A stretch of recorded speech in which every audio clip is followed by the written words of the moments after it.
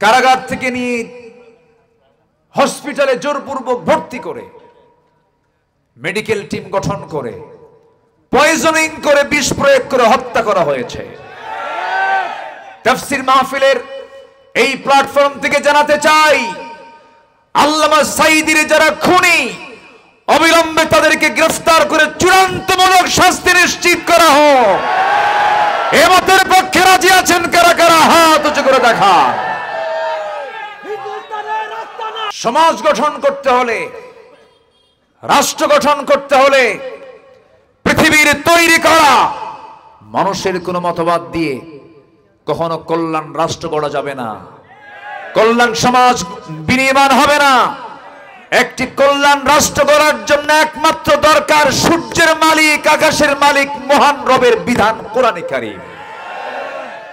সেই কোরআন প্রতিষ্ঠার জন্য যদি বুকের তাজা রক্ত ঢেলে দিতে হয়, রাজি আছেন? রাজি আছেন কারা কারা? হাত উঁচু করে দেখান মুসলমান। এক সময় এমনও সময় গিয়েছে, মাহফিল কমিটি ছিল হলো থানার কাছে দাগি আসামি, জুতার তলা ক্ষয় হয়ে যেত, মাহফিলের পারমিশন মিলত না। যারা কোরআনকে অচল করে দেওয়ার জন্য এই তাফসীর মাহফিলগুলোকে 16 বছর অযথা বিনা কারণে বন্ধ রেখেছিল, আল্লাহ তাদের কাজকে অচল করে দিয়েছেন। তারা আজকে সচল না অচল? দেশে না বাইরে? কই যে জানে তাও তো কেউ জানে না, কই যে আছে কেউ জানে না। সম্মানিত ভাইয়েরা, সম্মানিত বন্ধুগণ, আমরা সুদিন কিছু পেয়েছি, আমরা সময়কে কাজে লাগাবো। জোরে বলি ইনশাআল্লাহ। আমাদের এখন দরকার হলো মানুষ তৈরি করা। এখন প্রয়োজন হলো নিজের পরিবার, গ্রাম, সমাজ, রাষ্ট্র এগুলো সংস্কার করা। এই জন্য নিজেকে যোগ্য করে গড়ে তোলার দরকার আছে না নাই? নিজেকে যোগ্য করে গড়ে তোলার জন্য একটাই সিরাত দরকার, সেটা হচ্ছে সিরাতে মুহাম্মদ সাল্লাল্লাহু আলাইহি ওয়াসাল্লাম। বান্দার জন্য একজনই মডেল, বান্দার জন্য একজনই আদর্শ। কে করে দিয়েছেন? আল্লাহ করে দিয়েছেন। আল্লাহ রাব্বুল আলামিন বলেন, লাকাদ কানা লাকুম ফি রাসূলিল্লাহি উসওয়াতুন হাসানাহ লিমান কানা ইয়ারজুল্লাহা ওয়াল ইয়াওমাল আখির ওয়া যাকারাল্লাহা কাসীরা। তোমাদের জন্য উত্তম আদর্শের বাস্তব নমুনা কেউ নয়। তোমাদের জন্য উত্তম আদর্শের বাস্তব নমুনা শুধু একমাত্র কেবলমাত্র শুধুমাত্র একজন, তিনি হচ্ছেন মুহাম্মদুর রাসূলুল্লাহ সাল্লাল্লাহু আলাইহি ওয়াসাল্লাম। তাকে ফলো করো, তাকে অনুসরণ করো। আমি আল্লাহ, তুমি আমাকে সরাসরি পাবে না, আমাকে পেতে হলে নবীর ইত্তেবা লাগবে। যারা পারেন ঠোঁট মিলিয়ে কমন আয়াত, ঘরের আয়াত, পকেটের আয়াত আমার সঙ্গে ঠোঁট মিলিয়ে বলুন, ইন কুনতুম তুহিব্বুনাল্লাহ ফাত্তাবিউনি ইউহিব্বুকুমুল্লাহ ওয়া ইয়াগফির লাকুম যুনুবাকুম ওয়াল্লাহু গফুরুর রহিম। জোরে বলুন আল্লাহু আকবার। কি মোহাম্মদ से वफा तूने तो हम तेरे है, ये मोहम्मद की मोहम्मद से वफा तूने तो हम तेरे है, ये है जहाँ चीज़ है किया लौह कलम तेरे है। मोहम्मद के যদি ভালোবাসো, ভালোবাসা পাবে আমার, লৌহ কলম লোভিবে তোমরা। মাটির পৃথিবী সে কোন ছাড়, দুনিয়াও পাবে, আখিরাত পাবে, সব কিছু পেয়ে যাবে। কিন্তু শর্ত হতেছে জীবনের চাইতে সবচেয়ে বেশি প্রিয় মনে করতে হবে আমার রাসূলকে। রাসূলকে ভালোবাসতে হবে। সেই নবীজির ইত্তেবা করতে হবে। সেই নবীজির জীবনী থেকে একটি বিষয় আমাকে দেওয়া হয়েছে, সেটা হলো ইসলামী রাষ্ট্র এবং সমাজ গঠনে, ইসলামী সমাজ ও রাষ্ট্র গঠনে, আগে তো সমাজ, ইসলামী সমাজ ও রাষ্ট্র গঠনে রাসূলুল্লাহ সাল্লাল্লাহু আলাইহি সাল্লাম এর পথ এবং পদ্ধতি এবং দাওয়াতি কাজে যুবকদের কেমন ভূমিকা, এই বিষয়ে আমাকে কিছু কথা বলতে বলা হয়েছে। একটু সময় লাগবে, কিন্তু উঠতে একটু দেরি হয়েছে। শেষ হতে যদি দেরি হয় কষ্ট হবে না তো? আমাকে সবাই সময় দিতে রাজি আছেন? জোরে বলি ইনশাআল্লাহ। সম্মানিত ভাইয়েরা, রাষ্ট্র যে ইসলাম দিয়ে সাজানো যায় এটা অনেকে মানতেই চায় না, আছে কিনা বলেন? রাষ্ট্র ইসলাম দিয়ে সাজাতে হবে এটা অনেকে মানতে চায় না। তারা বলে ধর্ম ধর্মের জায়গায় থাকবে, রাষ্ট্র রাষ্ট্রের জায়গায় থাকবে। ধর্ম থাকবে মসজিদে, ধর্ম থাকবে মাদ্রাসায়, ধর্ম থাকবে নামাজ কালামে, নামাজ রোজায়, হজ, এই সমস্ত কাজে ধর্ম থাকবে। কিন্তু রাষ্ট্রে আবার ধর্ম আসবে কেন? তারা এটা প্রমাণ করতে চান রাষ্ট্র এবং ধর্ম দুটা দু জায়গায় থাকবে। কিন্তু ইসলাম বলে দিচ্ছে ধর্ম দিয়ে রাষ্ট্র চলতে হবে। আসতে বলে, ঠিক কিনা? কি দিয়ে চলতে হবে? ধর্ম ইসলাম দিয়েই রাষ্ট্র চলতে হবে। রাষ্ট্র দিয়ে ধর্ম চলবে না, ইসলাম দিয়ে রাষ্ট্র চলবে। এই কথা বলতে গেলেই তখন আমরা হয়ে যাই ধর্মের নামে রাজনীতি করি। আমাদেরকে বলা হয় রক্ষণশীল, আমাদেরকে বলা হয় মৌলবাদী, আমাদেরকে বলা হয় সন্ত্রাসী, আমাদেরকে বলা হয় রাজাকার, আমাদেরকে বলা হয় মানবতা বিরোধী অপরাধী। বহু গালি আমরা শুনেছি 16 বছর, বহু গালি শুনেছি। কত গালি যে আমাদেরকে দিয়েছে। সম্মানিত বন্ধুগণ, যে রাজাকার শব্দ ব্যান্ড ছিল, সেই রাজাকার শব্দটাই আল্লাহ তাআলা ব্র্যান্ড বানায় দিয়েছেন। অহংকার এমন একটি অপরাধ, আসমান এবং জমিনে প্রথম যে অপরাধ সংগঠিত হয়েছে তার নাম হলো অহংকার। তার নাম কি? অহংকার। মানুষ আসেই নাই পৃথিবীতে। আল্লাহ ইবলিসকে বললেন আদমকে মেনে নাও, কিন্তু ইবলিস কি বলল? কি করলো বলেন তো? অহংকার করে বসলো। ইবলিস বলল খালাকতানি মিন তিন খালাকতানি মিন নার ওয়া খালাকতাহু মিন তিন আনা খায়রুম মিনহু। তুমি কাকে সিজদা দিতে বলো? কাকে তুমি মেনে নিতে বলো? আমাকে সৃষ্টি করেছো আগুন দিয়ে, তাকে সৃষ্টি করেছো হলো মাটি দিয়ে, আমি তাকে মানবো না। এটা কি বিনয় না অহংকার? বিনয় না অহংকার?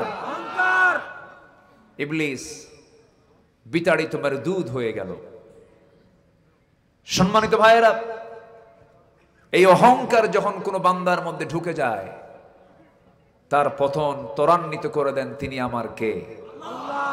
যখনই বলেছিল রাজাকারের সন্তানরা চাকরি পাবে,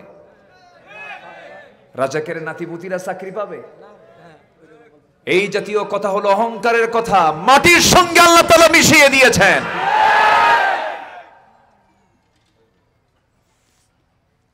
অনেকে বলতো না মরা পর্যন্ত উপায় নাই, বলতো না? 2021, 2041, ভিশন 21, আবার বলল 2041,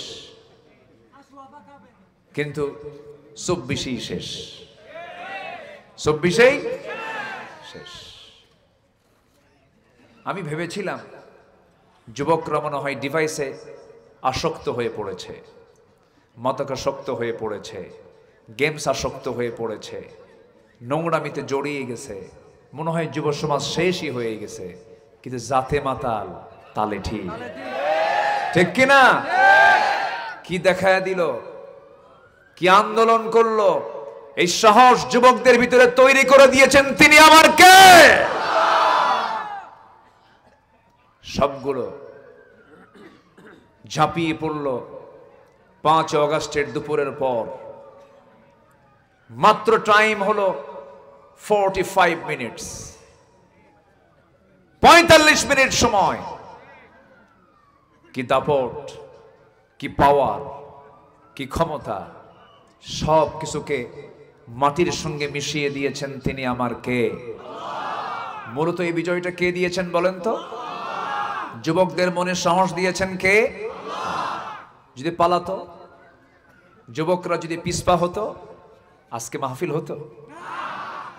আল্লাহ রাব্বুল আলামিন বলেন, ইল্লা তানফিরু يعذبكم عذابا أليما ويستبدل قوما غيركم ولا تضروه شيئا।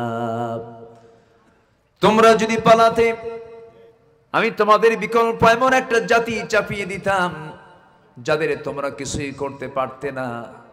আজকে সাহস যোগী আমার সন্তান, আপনার সন্তানরা চাপিয়ে পড়েছিল, সেই যুবকদের সাহায্য করেছেন তিনি আমার কে?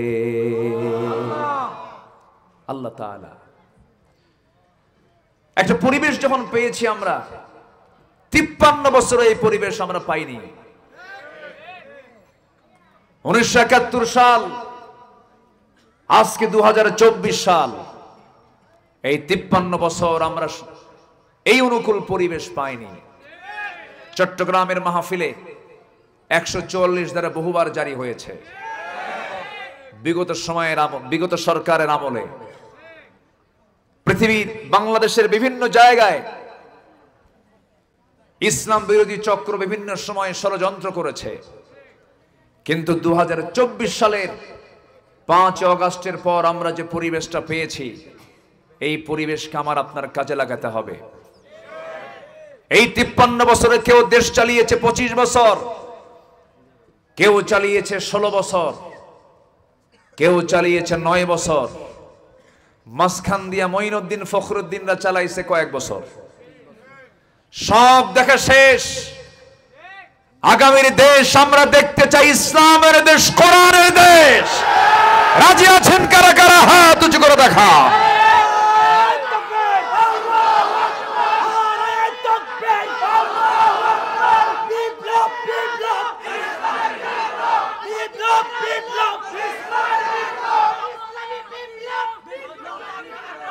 আল্লাহ কবুল করুন, জোরে বলি আমিন, আরো জোরে আমিন।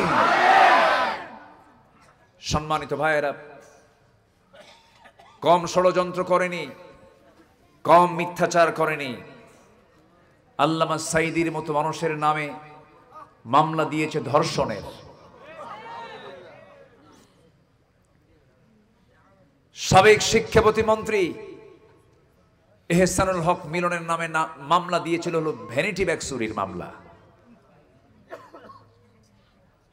শেখুল হাদিস আল্লামা আজিজুল হক রাহিমাহুল্লাহ, তাকে 1996-2000 সাল, এই 5 বছর যখন এরা ক্ষমতায় ছিল, এই সমস্ত ব্যক্তিদেরকে গ্রেফতার করে জেলখানায় উজুর পানি পর্যন্ত দেওয়া হয়নি, জায়নামাজ দেওয়া হয়নি, দাড়ি টেনে ছিঁড়া হয়েছে। তার সন্তান আল্লামা মামুনুল হককে জেলখানায় ঢুকিয়ে রেখে অমানবিক নির্যাতন নিপীড়ন করা হয়েছে। বিগত 16 বছর জেলখানায় সাধারণ মানুষ বেশি ছিল না আলেম ওলামা বেশি ছিল? আমি আব্দুল্লাহ আমিন, প্রথম আমার বিরুদ্ধে মামলা হয় 1999 সালে। ওই সময় জননিরাপত্তা আইন নামে একটা আইন পাশ করেছিল তারা। সেই মামলার আমি একজন আসামি ছিলাম। আমার মামলার উকিল ছিলেন মরহুম ব্যারিস্টার মওদুদ আহমদ। হাইকোর্ট থেকে সেই সময় মামলাটাকে স্থগিত করা হয়। আবার ওই গভর্নমেন্ট যখন আবার 2008 সালে আসলো, আসার পর আরো কিছু মামলা আমার নামে যোগ হলো। 2014 সালে কোন এক মাহফিল আমাকে লক্ষ্য করে গুলি পর্যন্ত করা হয়েছে, মঞ্চে আগুন ধরিয়ে দেওয়া হয়েছে, কোরআনে আগুন দেওয়া হয়েছে, অসংখ্য কোরআন প্রেমী ভাইদের প্রতি লাঠি চার্জ করা হয়েছে। মাহফিল ছিন্ন বিচ্ছিন্ন হয়ে গেল। মাহফিল তারা সব মাহফিলের সমস্ত কার্যক্রম বন্ধ করে দিয়া 3 দিন পরে শুনি তারা একটা মামলা করেছে। সেই মামলার আমি হলাম 1 নম্বর আসামি। 2018 সাল প্রহসনের নির্বাচনের আগ দিয়ে হঠাৎ করে আমার বাড়ি ঘেরাও দিয়ে সাদা পোশাকধারী লম্পট বদমাইশ কিছু আমাকে গ্রেফতার করে নিয়ে চলে গেল। থানায় গিয়ে বসলাম, মামলা কি জানি না। শেষ পর্যন্ত আমাকে গ্রেফতার দেখিয়ে, ওয়ারেন্ট দেখিয়ে জেলখানায় পাঠানো হলো। জেলখানায় ঢুকলাম, ঢুকে দেখি সামনে এক বুড়া চাচা সামনে দাঁড়ানো। আমার দেখি লম্বা একখান সালাম দিল, দিয়া বলে, হুজুর আপনি জেলখানায় ঢুকলেন, খুব খুশি হয়েছি। বললাম, ঢুকলাম জেলখানায়, খুশি করে হলেন আপনি, এটা কেমন কথা? হুজুর ওয়াজ শুনি অনেক দূর থেকে, মুসাফা করতে পারি না, সাক্ষাৎ করতে পারি না, এত সুন্দর এত কাছে আসবেন, এর চাইতে কি বড় আনন্দ আর কিছু আছে নাকি? উনি ওনার দিকটা দেখে খুব খুশি হয়েছে। বললাম, চাচা আপনি জেলখানায় কেন? কে বাবা, আমার বয়স 85 বছর, আমার নামে মামলা দিয়েছে হলো বিস্ফোরক মামলা। কি মামলা? বিস্ফোরক মামলা। আমি নাকি বোমা হামলা করছি। বলেন তো 85 বছরের মানুষের হাতের ফিটনেস কি আছে? থাকে? মারবে একদিকে, লাগবে আরেকদিকে, হাত তো কাঁপে। 85 বছরের বৃদ্ধ মানুষটাও মামলা থেকে অব্যাহতি পায়নি। মার কোল থেকে সন্তানকে ছিনিয়ে নিয়ে গুম করা হয়েছে, হত্যা করা হয়েছে, লাশকে টুকরো টুকরো করা হয়েছে। Barrister Arman, brigadier general Abdullah Aman Azmi, এই দুজন ব্যক্তির সঙ্গে আমি সরাসরি কথা বলেছি। শুধু একটাই কথা বললেন কেঁদে কেঁদে, 8টি বছর আয়না ঘরে ছিলাম, আকাশের সূর্য দেখতে কেমন এটা আমাদের কিসমতে জোটে নাই। মীর কাসিম আলী রাহমাহুল্লাহর সুযোগ্য সন্তান আরমান ভাই বললেন, আমার বাবার শাহাদত 8 বছর আগে হয়েছে, আমি জানতাম না। আমি জানতাম যে আমার বাবা বেঁচে আছেন সেই দিন জানতে পেরেছি যেদিন আমি আয়না ঘর থেকে মুক্ত হয়েছি। কি চিত্র চিত্রায়িত হয়েছে এই 16 বছর। ফেরাউন বেঁচে ছিল 1600 বছর, আর এরা ছিল 16 বছর। সংখ্যার যে মিল হলো কেমনে বুঝলাম না। হ্যাঁ, কোয়ালিটি এক। হ্যাঁ, ওটা ছিল পুরুষ ফেরাউন, এটা হলো নারী ফেরাউন, মেল ফিমেল।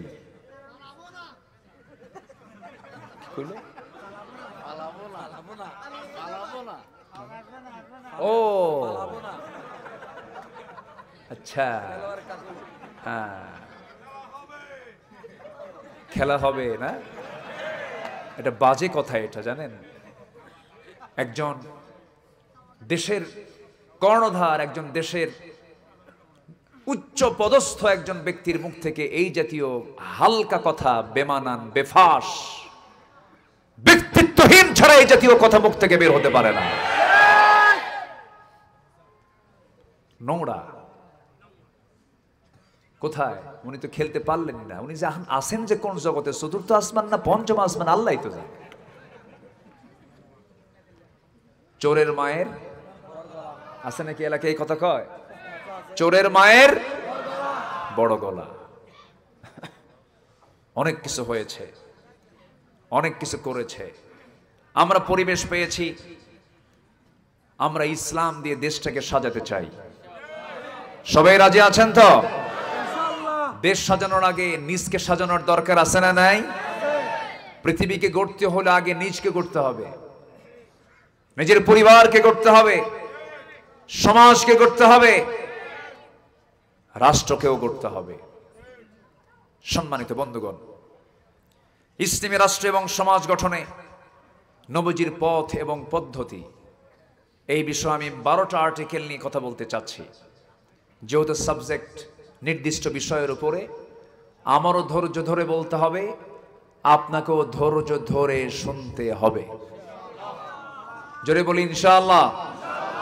কারো যাওয়া যাবে না, এটা ক্লাস। এটা কি বলেন তো? ক্লাস। কেউ নড়বো না, বসুন। যদি বসতে মন না চায় তাহলে ভাবতে হবে এখানে ওয়াসওয়াসা দেবার জন্য কে আসতেছে। শয়তান তো সাতকানিয়া চেনে না, আসতে কয়। শয়তান কি সাতকানিয়া চেনে? চেনে কি না? চেনে। হ্যাঁ, এই চট করে নাম বলে ফেলে, দরকার নাই তো। আকলমন্দ ইশারা বা আরশাদ, বুঝি তো। লোহাগাড়া মাহফিল আমার গত 5 বছর আগের কথা বলছি। মাহফিল শুরু করছি আমি, দেখি যে পুলিশ চলে আসছে। কমিটি বলতেছে হুজুর আমরা নাই, আপনিও চলে যাবেন। আমি কই রে বাবা, এটা কি মুজাহিদ, সব নাই নাই, এটা কেমন কথা? কি আচরণগুলো করেছে। সম্মানিত বন্ধুগণ, যারা কোরআনের বিরুদ্ধে ষড়যন্ত্র করেছে, যুগে যুগে ইতিহাস রাস্তা করে তারা নিক্ষিপ্ত হয়েছে। সম্মানিত ভাইয়েরা, আসুন আমরা মূল বিষয়টার দিকে যাই।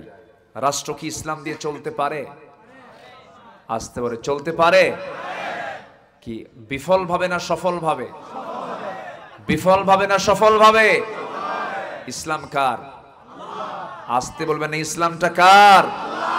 ইসলাম কে দিয়েছেন? আল্লাহ দিয়েছেন।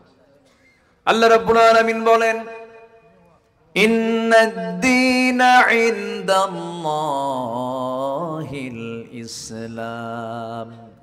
আমার আল্লাহর কাছে মনোনীত দিন, মনোনীত জীবন বিধান 2টা নয়, 3টা নয়, 4টা নয়, মাত্র একটা, তার নাম হলো ইসলাম। ইসলাম কার? আল্লাহ। এই ইসলামকে বাদ দিয়ে যারা ব্যক্তি জীবন, সমাজ জীবন, রাষ্ট্র জীবন যারা অন্য কিছু দিয়ে সাজাবে, মহান রব্বুল আলামিন সাফ বলে দিলেন, ওয়া মাইয়াবতাগি গায়রাল ইসলামি দীনান ফালাই ইউকবালা মিনহু ওয়া হুয়া ফিল আখিরাতি মিনাল খাসিরিন। জীবন বিধান হিসাবে ইসলামকে বাদ দিয়ে যারা অন্য কোন তন্ত্র মন্ত্র ইজমকে যারা গ্রহণ করবে, আল্লাহ রাব্বুল আলামিন বলছেন আমি তার কোন আমল আমার দরবারে গ্রহণ করে নেব না। কার কথা? আসতে বলবেন না, কার কথা? আল্লাহ রাব্বুল আলামিন আরেক জায়গায় বলছেন, আফা গায়রা দীনিল্লাহি ইয়াবগুন ওয়া লাহু আসলামা মান ফিস সামাওয়াতি ওয়াল আরদ তাওআন ওয়া কারহা। জোরে বলুন আল্লাহু আকবার।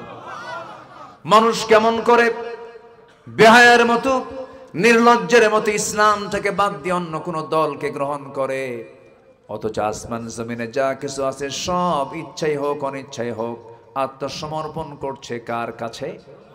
আসতে বলবেন না, কার কাছে? আল্লাহর কাছে তারা সারেন্ডার করছে।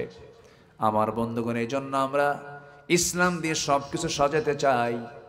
আমার নবীজি সমাজ এবং রাষ্ট্র গঠনে যে পথ পদ্ধতি তিনি দেখিয়েছেন, তিনি একটা রাষ্ট্র গঠন করতে নিয়ে 1 নাম্বার তিনি খেয়াল করেছেন সমাজ থেকে শিরিককে কেমন করে দূর করা যায়, কি দূর করা যায়, শিরিককে কেমন করে দূর করা যায়। আল্লাহ তাআলা বলছেন ওয়া'বুদুল্লাহা ওয়া লা তুশরিকু বিহি শাইআন ওয়া বিল ওয়ালিদাইনি ইহসানা। জোরে বলুন আল্লাহু আকবার। সূরা নিসা আয়াত নাম্বার 36 আল্লাহ রাব্বুল আলামিন বলছেন তোমরা আল্লাহর ইবাদত করো এবং আল্লাহর সঙ্গে শরীক স্থাপন করো না। কারণ একটা রাষ্ট্র গঠনে সবচেয়ে গুরুত্বপূর্ণ দিক হলো সমাজ থেকে সমস্ত শিরিক দূর করতে হবে। রাষ্ট্রের মধ্যে শিরিক রাখা যাবে না। আমার নবী যে যুগে এসেছিলেন সেই যুগে শিরিক ছিল কি ছিল না? আসতে কয়, শিরিক ছিল কি ছিল না? ছিল। এমনকি কাবার ভিতর পর্যন্ত 360টা মূর্তি তারা সাজিয়ে রেখেছিল, লাত মানাত উজ্জা সহ, হবল সহ।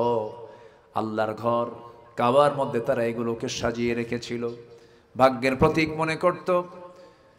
ওই আরবের পত্তলিকরা, আরবের এই কুরাইশরা এই সমস্ত শিরকের কাজে তারা নিজেকে মত্ত রেখেছিল। আমার নবী যে যুগে জন্ম নিয়েছেন সেই যুগে এই অবস্থা ছিল। চারিত্রিক এত নিম্নমান ছিল যে নারীর কোনো মূল্যায়ন ছিল না, নারী জাতির কোনো দাম ছিল না। সুদ ছিল সমাজে অ্যাভেলেবেল। তারা পানির চাইতে মদ্যপানটা বেশি করত। সেই মদ, সেই সুদ এবং সেই জেনা আমার দেশে বুঝি নাই। আসতে বলে, আসতে বলে, আছে না নাই? আছে, সবই আছে। ওই যুগে যা ছিল আমার আপনার দেশে এই যুগে এসে তাই আমরা দেখতে পাচ্ছি। War, women and wine, 3W নিয়ে আইয়ামে জাহেলিয়াতের যুগের লোকেরা ব্যস্ত ছিল। 3W, war, women and wine, যুদ্ধ, নারী এবং মদ। এই তিনটা ছিল তাদের নিত্য নৈমিত্তিক কাজের অংশ। ঠিক তেমনি আজ দুনিয়া জুড়ে এই তিনটি অপকর্ম সবচেয়ে কম না সবচেয়ে বেশি? সবচেয়ে কম না সবচেয়ে বেশি? বেশি। বিজ্ঞানের চরম উৎকর্ষ সাধন হয়েছে। মানুষ অনেক প্রযুক্তিকে ব্যবহার করছে, কিন্তু চারিত্রিক মান ঊর্ধ্বমুখী না নিম্নমুখী?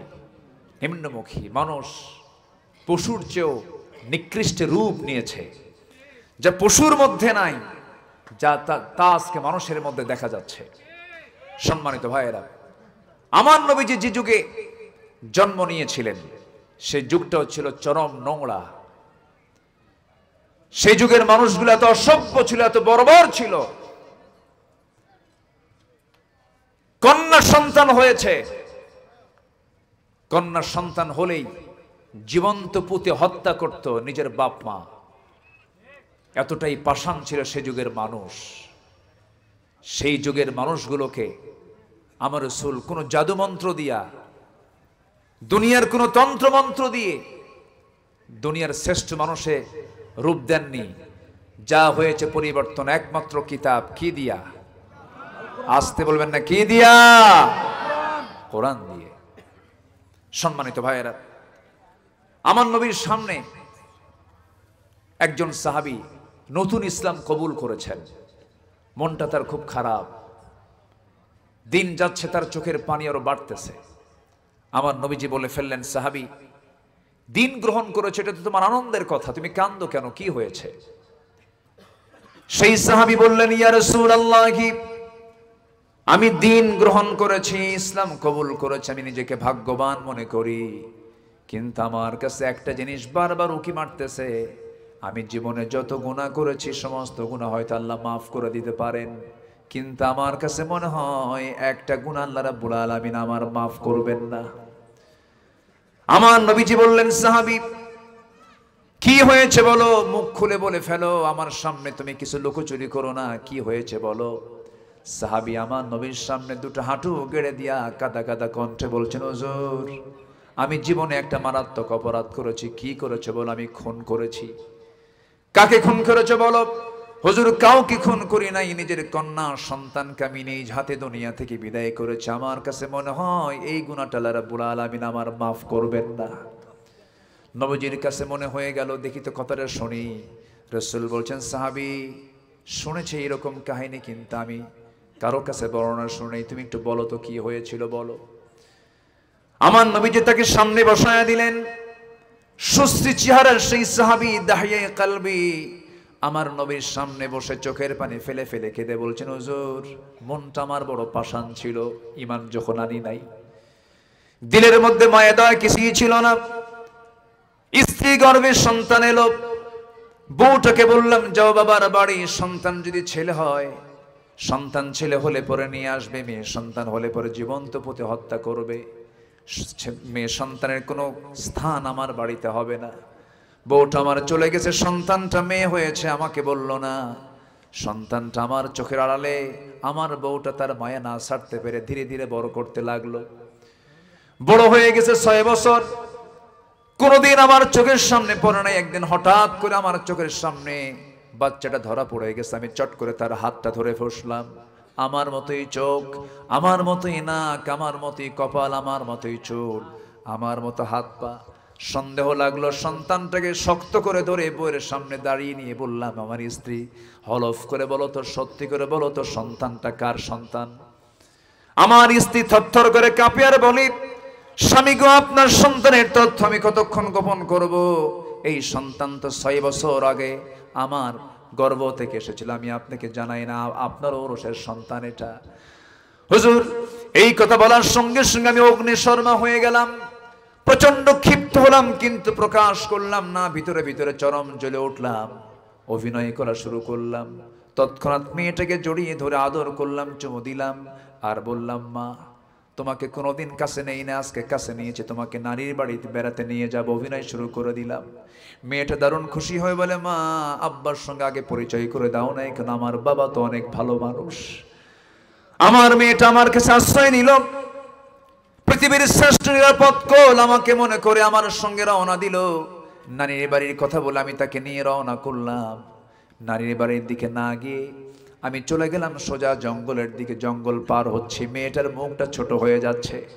মেয়েটা কেঁদে কেঁদে বারবার বলছে, বাবা তুমি এইদিকে আসো কেন? নানির বাড়ি কি তুমি যাবা না? কিচ্ছু বললাম না। জঙ্গল পার হওয়ার পরে গর্ত খনন শুরু করলাম কোদাল দিয়ে। দুপুর বেলা গর্ত খনন করছে, আর মেয়েটা বারবার আমাকে ইঙ্গিত দিচ্ছে, বাবা নানির বাড়ি কখন যাবে? তুমি এখানে গর্ত খনন কেন করো? হুজুর আমি যখন গর্ত খনন করছিলাম, ইয়া রাসূলুল্লাহ, বালুগুলো ছিটকে এসে আমার দাড়ির মধ্যে ঢুকে যায়, আর আমার মেয়েটা তার কচি কচি হাত দিয়ে নখ দিয়ে খিলাল করে করে সেই মাটিগুলো সাফ করে দেয়। আমি আমার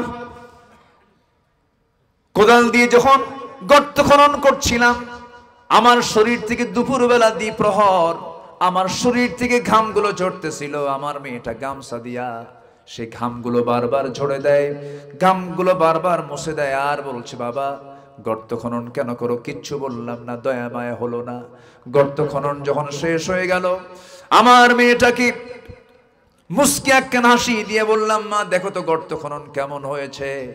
আমার মেয়েটা সরল মনে আমার দিকে মুস্কি একখান হাসি মেরে, সন্তানটা সরল মনে গর্তের কাছে গিয়ে যখন উকি মেরে দেখতে লাগলো, আমি পিছন দিকে চলে আসলাম। পিছন দিকে এসে পিছন দিক থেকে এত জোরে একটা ধাক্কা মারলাম, গর্তের মধ্যে উপর হয়ে পড়ে গেল। সন্তানটা আবার চিত হয়ে দুইটা হাত এক জায়গায় করে বলছে, বাবা বুঝতে পেরেছি মার কথাটাই সত্য হয়েছে।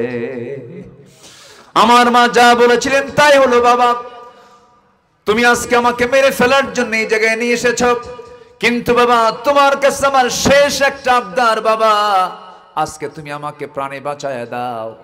আমি তোমার কাছে ওয়াদা করছি, জীবনে এই চেহারা তোমার সামনে দেখাবো না, প্রয়োজনে ভিক্ষা করে খাবো, আমি তোমার কাছে কোনোদিন আসবো না। বাবা বারবার বলার পরও দিলটা নরম হলো না। হুজুর হাতের মধ্যে পাথর নিলাম, পাথর একখান নিয়া শিরকিয়াতের কারণে, জিহালাতের কারণে আমার ওই সন্তানটার কলিজা বরাবর মেরে দিলাম। ফিনকি দিয়ে রক্ত বের হয়ে গেল। আমার নিজের হাতে কোদাল দিয়া, মাটি দিয়া, বালু দিয়া, চাপা দিয়া জনমের মতো শেষ করে দিলাম। কিন্তু বারবার সারা জীবন কখনো মনে হয় নাই, কিন্তু দিন গ্রহণ করার পরে আমি যখন রাতে ঘুমাতে যাই, যখন খেতে যাই, তখন যেন মনে হয় সন্তানটা পিছন থেকে আমাকে ডাকে। আমার নবীজি কথাটা শোনার পরে বলছেন, সাহাবী তুমি কি জানো ইসলাম এমন একটি দিনের নাম, যদি কোনো বান্দা নতুন করে দিন ধর্ম গ্রহণ করে নেয়, তার যত বড় গুনাহ হোক না কেন পূর্বের সমস্ত গুনাহ আমার আল্লাহ মাফ করে দেয়। আমার ভাইরা, সে অসভ্য মানুষগুলোকে, সেই বর্বর মানুষগুলোকে, সেই জাহেলি মানুষগুলোকে আমার নবীজি এক সুতার কাঠিতে আবদ্ধ করেছেন, এক প্ল্যাটফর্মে নিয়ে এসেছেন। আমার নবীজি এমন মানুষ সেই অসভ্য সমাজ থেকে বের করে আনলেন, যারা হলো আবু বকর, যারা হলেন ওমর, যারা হলেন ওসমান, যারা হলেন আলী। এত পৃথিবীর সেরা মানুষ ওই জাহেলি যুগ থেকে বের করেছেন অন্য কিছু দিয়া নয়, একমাত্র কি দিয়া? আসতে বলবেন না, কি দিয়া? অতএব সমাজ গঠন করতে হলে, রাষ্ট্র গঠন করতে হলে পৃথিবীর তৈরি করা মানুষের কোনো মতবাদ দিয়ে কখনো কল্যাণ রাষ্ট্র গড়া যাবে না, কল্যাণ সমাজ বিনির্মাণ হবে না। একটি কল্যাণ রাষ্ট্র গড়ার জন্য একমাত্র দরকার সূর্যের মালিক, আকাশের মালিক মহান রবের বিধান কোরআনে কারীম। সেই কোরআন প্রতিষ্ঠার জন্য যদি বুকের তাজা রক্ত ঢেলে দিতে হয়, রাজি আছেন? রাজি আছেন কারা কারা? হাত উঁচু করে দেখান মুসলমান।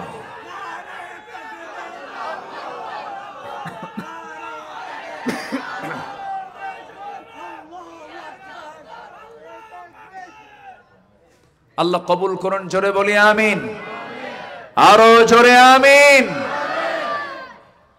সম্মানিত ভাইয়েরা, সমাজ এবং রাষ্ট্র গঠনে আমার নবীজির পথ এবং পদ্ধতির এক নম্বর দিক হলো সমাজ থেকে শিরক দূর করে তাওহীদকে প্রতিষ্ঠা করা। আমার নবীজি সকল প্রকার শিরক তিনি দূর করতে অক্ষম হয়েছিলেন না সক্ষম হয়েছিলেন, কিন্তু মক্কায় তিনি পারেন নাই। মক্কায় পেরেছিলেন? মক্কায় তিনি মার দিয়েছেন না মার খেয়েছেন? আমি কি আলোচনা শেষ করে দেব? তো এই যে একজন দুজন করে ওঠে,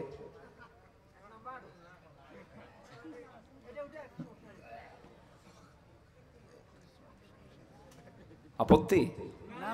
কোনো সমস্যা? কিছু হলে দোয়া করে দেব, সমস্যা নাই, আপনাকে কষ্ট দেব না।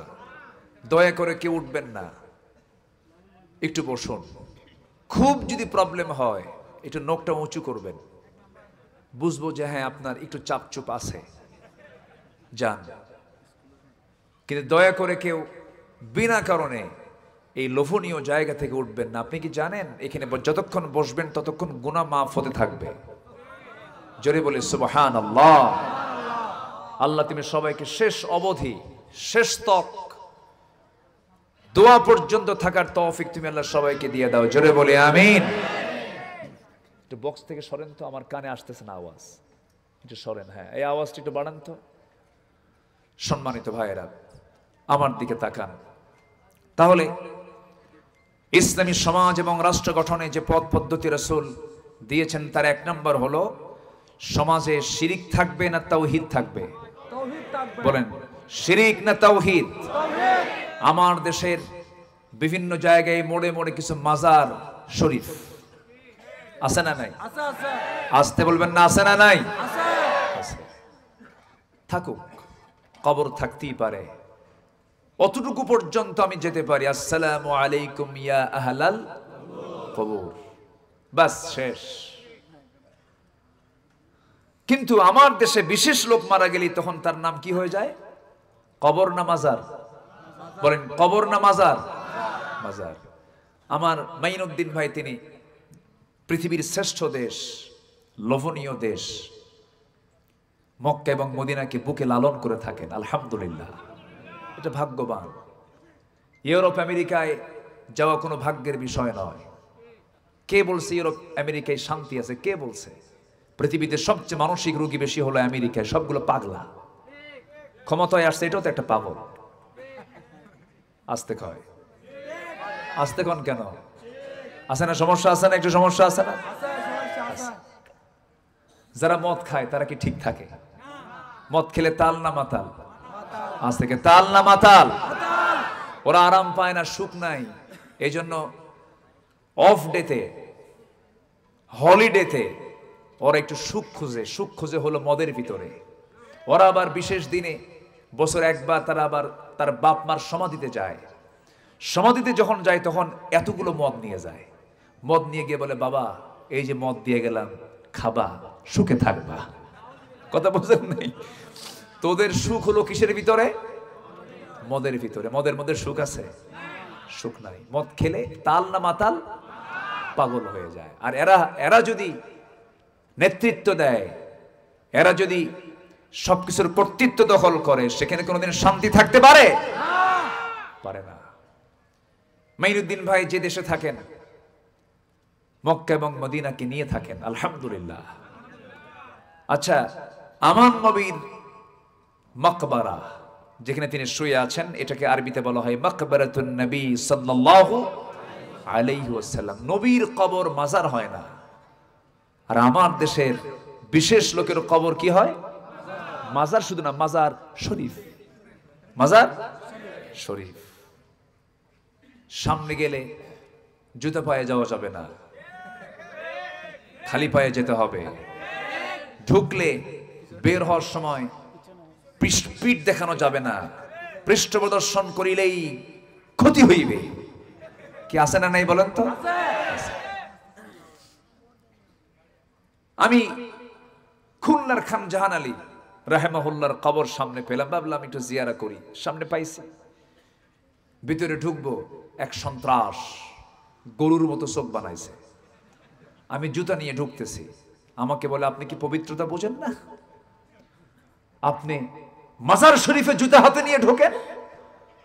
বললাম, নবীর কবরে ঢুকলাম জুতা হাতে নিয়ে, নবীর মাকবারা জিয়ারা করলাম, সাথে জুতা হাতে ছিল, সেখানে কোনো সমস্যা নাই। তুমি কে? আমার দিকে দেখে এরকম চোখ গরম করে আছে। তো বলতে, জুতা এখানে থুয়ে যান। বললাম, জুতা যদি চুরি হয় দোষ নাই, তুই তো চোর, জুতা চোর।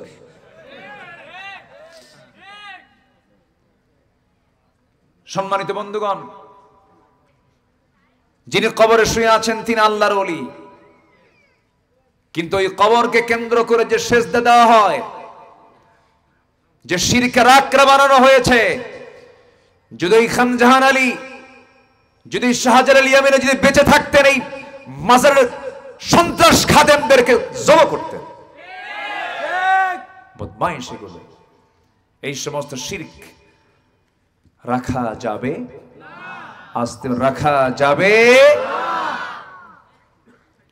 মাজারে কোনো মান্নত করা জায়েজ নাই। গরু ছাগলকেও পাঠাবেন না। যারা গরু পাঠায় তারা আরেক বলদ, যারা ছাগল পাঠায় তারা আরেক রাম ছাগল। বেহুশ এগুলো, কোনো এলেম কালাম নাই। আমার বন্ধুগণ, এইরকম করে বহু শিরকের কাজ আমার দেশে আছে। জীবিত পেশাবকে পর্যন্ত সেজদা দিয়ে দেয়। বাবার কাছে গিয়ে বলে, বাবা সমস্যায় পড়ছে। কি হয়েছে বাবা? অসুখ সারে না আমার। ওইদিকে পেশাবের নিজেরই ডায়াবেটিস, ইনসুলিন নেয়। কি নেয়? ইনসুলিন নেয়। বাবা তুমি আমার একটু নজর দাও আমার দিকে। তুমি আমার দিকে নজর দিলে আমি সুস্থ হয়ে যাব। সুস্থ হওয়ার জন্য বাবার নজর দরকার না, আল্লাহর নজর দরকার। আসতে বলবো না, কার নজর দরকার? আমরা সৃষ্টির কাছে চাবো না স্রষ্টার কাছে চাবো? অন্য ধর্মের মানুষ, ধরুন আমার পার্শ্ববর্তী দেশের মানুষ, তারা সূর্যের কাছে চায়, চন্দ্রের কাছে চায়, গাছের কাছে চায়, তুলসী গাছের কাছে চায়। তাহলে ওরা সৃষ্টির পূজা করে। আর আমার দেশের মুসলিম নামদারি কিছু মানুষ আছে, তারা পীর সাহেবের কাছে চায়। ওদের চাওয়া আর এই অজ্ঞ লোকের চাওয়ার মধ্যে কোনো বিন্দু পরিমাণ তফাৎ নাই। চাইবো আমরা কার কাছে বলেন? বিল্লাহ। যদি চাইতে হয় তোমরা আল্লাহর কাছে চাও। তোমার জুতার ফিতা ছিঁড়ে গেছে, ইন্না লিল্লাহ বলে আগে জুতার ফিতা ঠিক করার জন্য আল্লাহকে বলো। ছোট বিষয়ে হোক বড় বিষয়ে হোক, যখন বান্দা আল্লাহর কাছে বারবার চায়, পৃথিবীর কোনো মানুষের কাছে মানুষ চাইলে পরে বিরক্ত হয়, কিন্তু বান্দা যখন আল্লাহর কাছে বারবার চায়, আমার আল্লাহর বৈশিষ্ট্য, আল্লাহ বেশি খুশি হয়ে যান ওই বান্দার উপরে। আমরা আল্লাহর কাছে যখন চাবো লজ্জা নিয়ে না বেহায়া হয়ে,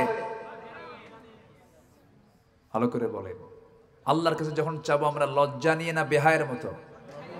বেহায়ের মতো চাইতে হবে। লজ্জা নিয়ে একবার চাবেন, আর তো চাবেন না। কিন্তু আল্লাহর কাছে আমরা চাইবো বেহায়ের মতো, বারবার চাইবো আল্লাহ দাও, আল্লাহ দাও, আল্লাহ দাও। সেজদার মধ্যে বলবো, রুকুর মধ্যে বলবো, নামাজের মধ্যে বলবো। সেজদার মধ্যে বান্দা যত লম্বা সেজদা দেবে, যা চাবে বারবার চাবে, আল্লাহ বলেন বান্দারে সমস্ত শ্রেষ্ঠ চাওয়া হলো সেজদার ভিতরে আমার কাছে চাবি, আমি তোর সমস্ত চাওয়াকে কবুল করে নেব। উদউনি আস্তাজিব লাকুম, আমাকে তুমি ডাকো, কিন্তু খবরদার ওয়াবুদুল্লাহ ওয়ালা তুশরিকু বিহি শাইআন, আমার গোলামি করতে নিয়ে শিরকের কাছে যাবে না। শিরকের গুনাহ এমন একটা গুনাহ যে গুনাহ আল্লাহ রাব্বুল আলামিন কখনো maaf করবেন না। ওমাই ইউশরিক বিল্লাহ ফাকাদ হারামাল্লাহু আলাইহিল জান্নাহ, যে বান্দা শিরক করবে সেই বান্দার জন্য জান্নাতটা বাজেয়াপ্ত হারাম হয়ে যাবে। শিরকের ধারে পাশে যাওয়া যাবে না। এই এলাকায় এগুলো প্রচলন আছে কিনা জানি না। সকালবেলা বাকি দেওয়া যাবে না, শনিবারে বাঁশ কাটা যাবে না, মঙ্গলবারে বিয়ে হওয়া যাবে না, বৃষ্টির দিনে বিয়ে হলে পরে সারা জীবন তার চোখের পানি ফুরাবে না।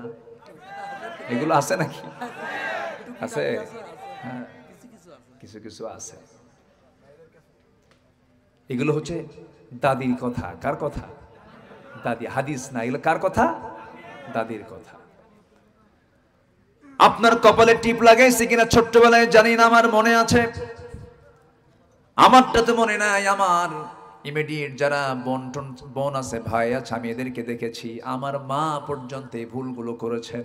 হয়তো দাদি বলে দিছে বদনজর থেকে বাঁচানোর জন্য কপালের কোনায় টিপ লাগায় দাও। কি আছে না? আছে না? না এখনো লাগায় না? এখনো লাগায় দেয়। যদি আপনি বলেন টিপটা লাগাইছো কেন, বলে ফেলে বদনজর থেকে বাঁচার জন্য। কোন হাদিস এটা? সম্পূর্ণ শিরকের কাজ এটা। বিশ্বাস কখনো লালন করা যাবে না। দেখেছেন কিনা আপনারা, বড় বড় ট্রাক আছে, ট্রাকের পিছনে কিছু কিছু ট্রাকের পিছনে সেনা জুতা ঝুলানো থাকে, দেখছেন নাকি আপনারা? কি জুতা? সেনা জুতা। সেনা জুতা লাগানো থাকে। এই সেনা জুতা লাগানো হয়, ওরা ভাবে এই সেনা জুতা বদনজর থেকে বাঁচানোর জন্য। এই বিশ্বাস যার মধ্যে চলে আসবে তার মধ্যে শিরিক আছে না নাই? বদনজর থেকে বাঁচার জন্য চাইবো আমরা কার কাছে? আল্লাহর কাছে। এইরকম চিন্তাগত, কর্মগত, সামাজিক কিছু কুসংস্কারের মধ্যে শিরকের কাজ আছে। আল্লাহ ছাড়া কারো কাছে চাওয়া শিরকের কাজ। আবার ব্যক্তি হতাশ যখন হয়ে যায়, আমি কি করে খাবো, কি করব, আমি এটাও শিরক। এটা কি? শিরক। হতাশ হয়ে যাওয়া। ইমানদার কখনো হতাশ হবে না। রিজিকের বিষয়ে বান্দা কখনো হতাশ হবে না, কখনো টেনশন করবে না। কারণ আল্লাহ রাব্বুল আলামিন একমাত্র মানুষ ছাড়া পৃথিবীর কোনো প্রাণীর জন্য খাদ্য গুদামের ব্যবস্থা করেন নাই। পৃথিবীর কোনো প্রাণী না খেয়ে মারা যায় না, কিন্তু একমাত্র মানুষ না খেয়ে মারা যায় আল্লাহর দোষে না বান্দার দোষে। না খেয়ে মারা যাচ্ছে, এখনো আধুনিক দুনিয়াতে মারা যাচ্ছে। সিরিয়ায় মারা যাচ্ছে, ফিলিস্তিনে মারা যাচ্ছে। ফিলিস্তিনের ছোট্ট ছোট্ট বাচ্চাগুলো কঙ্কাল সার হয়ে গেছে। তাদের চেহারাগুলো কি ফুটফুটে ফুটন্ত গোলাপের মতো চেহারা। খাবার নাই, হাড় চামড়া এক জায়গায় হয়ে গেছে। আকাশের দিকে তাকায় বলে, মালিক আল্লাহ, আমার মা নাই, বাবা নাই, ঘর নাই, বাড়ি নাই। শুনেছি তোমার দুনিয়ায় নাকি প্রায় 200 কোটি মুসলমান, কেউ তো আমাদের জন্য একটু খাবারও পাঠালো না। আল্লাহ, তোমার আদালতে বিচার দিলাম, এই সমস্ত মুসলমানদের বিচার তুমি আল্লাহ করবা। কি জবাব দিবেন? ওমা লাকুম লা তুকাতিলুনা ফি সাবিলিল্লাহ ওয়াল মুস্তাদআফিনা মিনার রিজাল। এই আয়াতটা কিছুক্ষণ পরে আসবে আমার। 12টা পয়েন্ট নিয়ে আমি কথা বলবো আজকে। মাত্র চলতেছে কয় নাম্বার? তাহলে বলেন এই মাহফিলটা হওয়া দরকার কয়দিন? সম্মানিত ভাইয়েরা, আমি খুবই আনন্দিত এই প্রত্যন্ত অঞ্চলে আপনারা এত রাত পর্যন্ত বসে আছেন, পিনপতন নীরব হয়ে কেউ উঠছেন না, বলি আলহামদুলিল্লাহ। বহুদিন পরে সাতকানিয়া লোহাগড়া আসতেই পারতাম না এক পীর সাহেবের কারণে।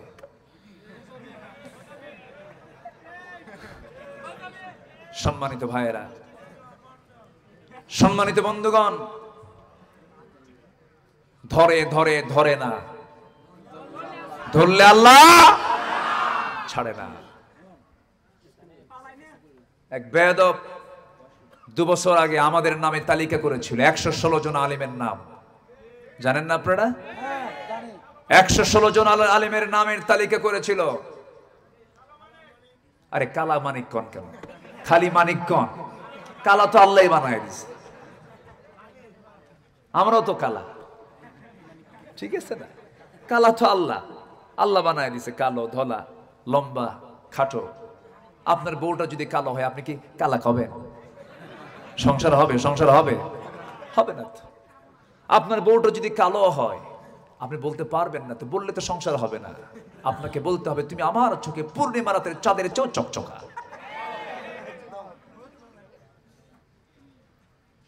বউকে যত প্রশংসা করবেন বউ তত খুশি হবে। আল্লাহ তাআলা এই জন্য মেয়েদের বুদ্ধিটাকে পুরুষের অর্ধেক করেছেন। পুরুষের প্রশংসা পুরুষ করলে পরে মাইন্ড করে, তুই আমার প্রশংসা, লক্ষণ তোর খারাপ। কিন্তু যত বড় জ্ঞানী নারী হোক না কেন, যদি প্রশংসা করেন দারুণ খুশি, যাক ভালো। মেয়েরা প্রশংসায় বেজার না খুশি হয়? খুশি হয়। তার মধ্যে যদি স্বামী যদি প্রশংসা করে তাহলে তো কথাই নাই, প্রচন্ড খুশি হয়ে যায়। আল্লাহ তাআলা মেয়েদেরকে এমন তবিয়ত দিয়েই সৃষ্টি করেছেন। কিন্তু কিছু কিছু পুরুষ আছে আবার নিজের বইয়ের দিকে নজর দেয় না, খালি অন্যর বইয়ের দিকে নজর দেয়। আসতে কয় এই আছে না নাই? পরকীয়ার পরিমাণ পূর্বের সকল রেকর্ড এখন কি রেখেছে না ভেঙেছে? ভেঙেছে। পরকীয়ার পরিমাণটা বেড়েছে। এটার জন্য সবচেয়ে বড় নিয়ামত হলো মোবাইল। দেখছেন? ঠিক। এই প্রযুক্তির কারণে, ডিভাইসের কারণে বহু সংসার ভেঙে যাচ্ছে, পরকীয়ার পরিমাণ বেড়েছে। অন্য নারীর দিকে তাকালে নিজের বউ কখনো হাজারো সুন্দরী হোক ভালো লাগবে না। নিজের বউকে পৃথিবীর সেরা রাজরানী হিসেবে দেখতে চাইলে পৃথিবীর কোন নারীর দিকে তাকানো যাবে না।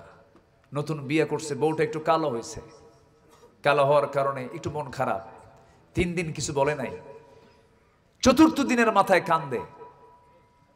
এই তুমি কান্দো কেন? নতুন বউ পাইছো বাড়িতে, নতুন বিয়ে করছো, তুমি কান্দো কেন? হুজুর কানবো না কেন? সুমনের বউ দেখতে এত সুন্দর। দেখছেন নজর দিছে কোন দিকে? অন্যের বইয়ের দিকে নজর দেওয়া যাবে না। নজর দেওয়া হালাল না হারাম? আজ থেকে নজর দেওয়া হালাল না হারাম? হারাম। তাকানো যাবে না। তাহলে আপনার কালো বউটাও পৃথিবীর সেরা রানীর মতো দেখা যাবে। বলি আলহামদুলিল্লাহ।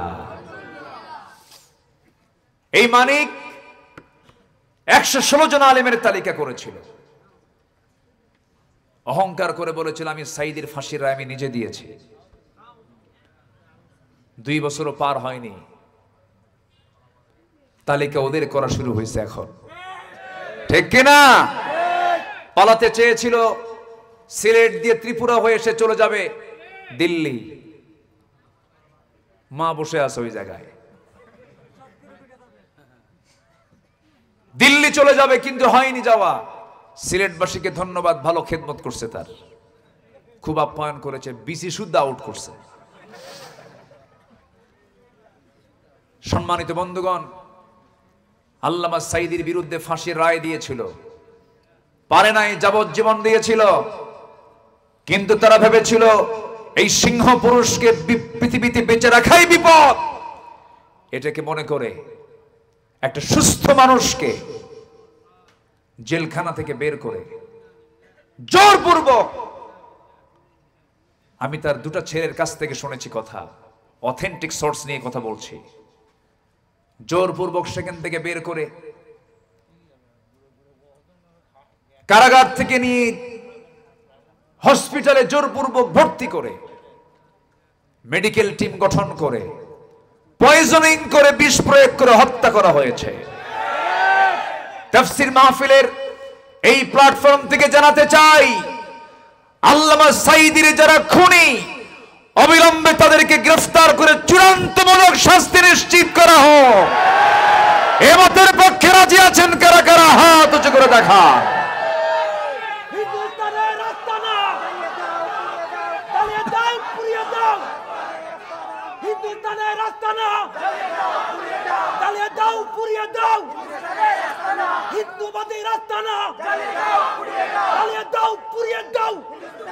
আল্লাহ কবুল করুন, জোরে বলে আমিন।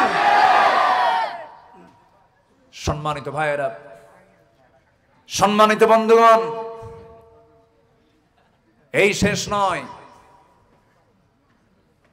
ওরা গালি দিয়েছিল আমরা পাকিস্তানের রাজাকার। আমার দেশের কোন ব্যক্তি পাকিস্তান যায় নাই,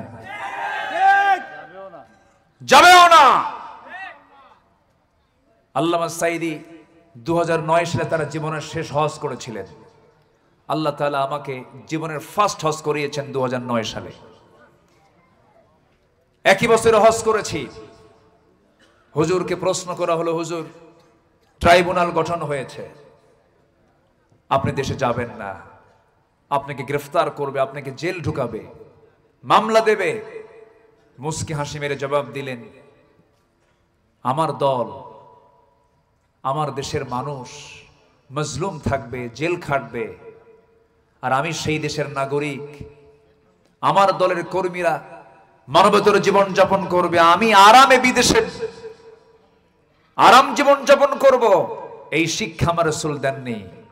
আমি বুক উঁচু করে আমি আমার দেশের মাটিতে ফিরে যাব। উনি ফিরেছেন, জেল খেটেছেন, 13 বছর মানবতর জীবন যাপন করেছেন। যারা জেলের মধ্যে গিয়েছেন, সেলটা কত নির্মম জায়গা, সেলটা কত কঠিন জায়গা, রিমান্ডগুলো কত ভয়ঙ্কর, সবগুলো তাকে ওভারকাম করতে হয়েছে, অতিক্রম করতে হয়েছে। সম্মানিত ভাইয়েরা, আলেমরা পালায় না, হাসিনা পালায়, ঠিক কিনা? পালাইছে, পালায় নাই, পালাইছে। আবার নাকি চট করে ঢুকবে।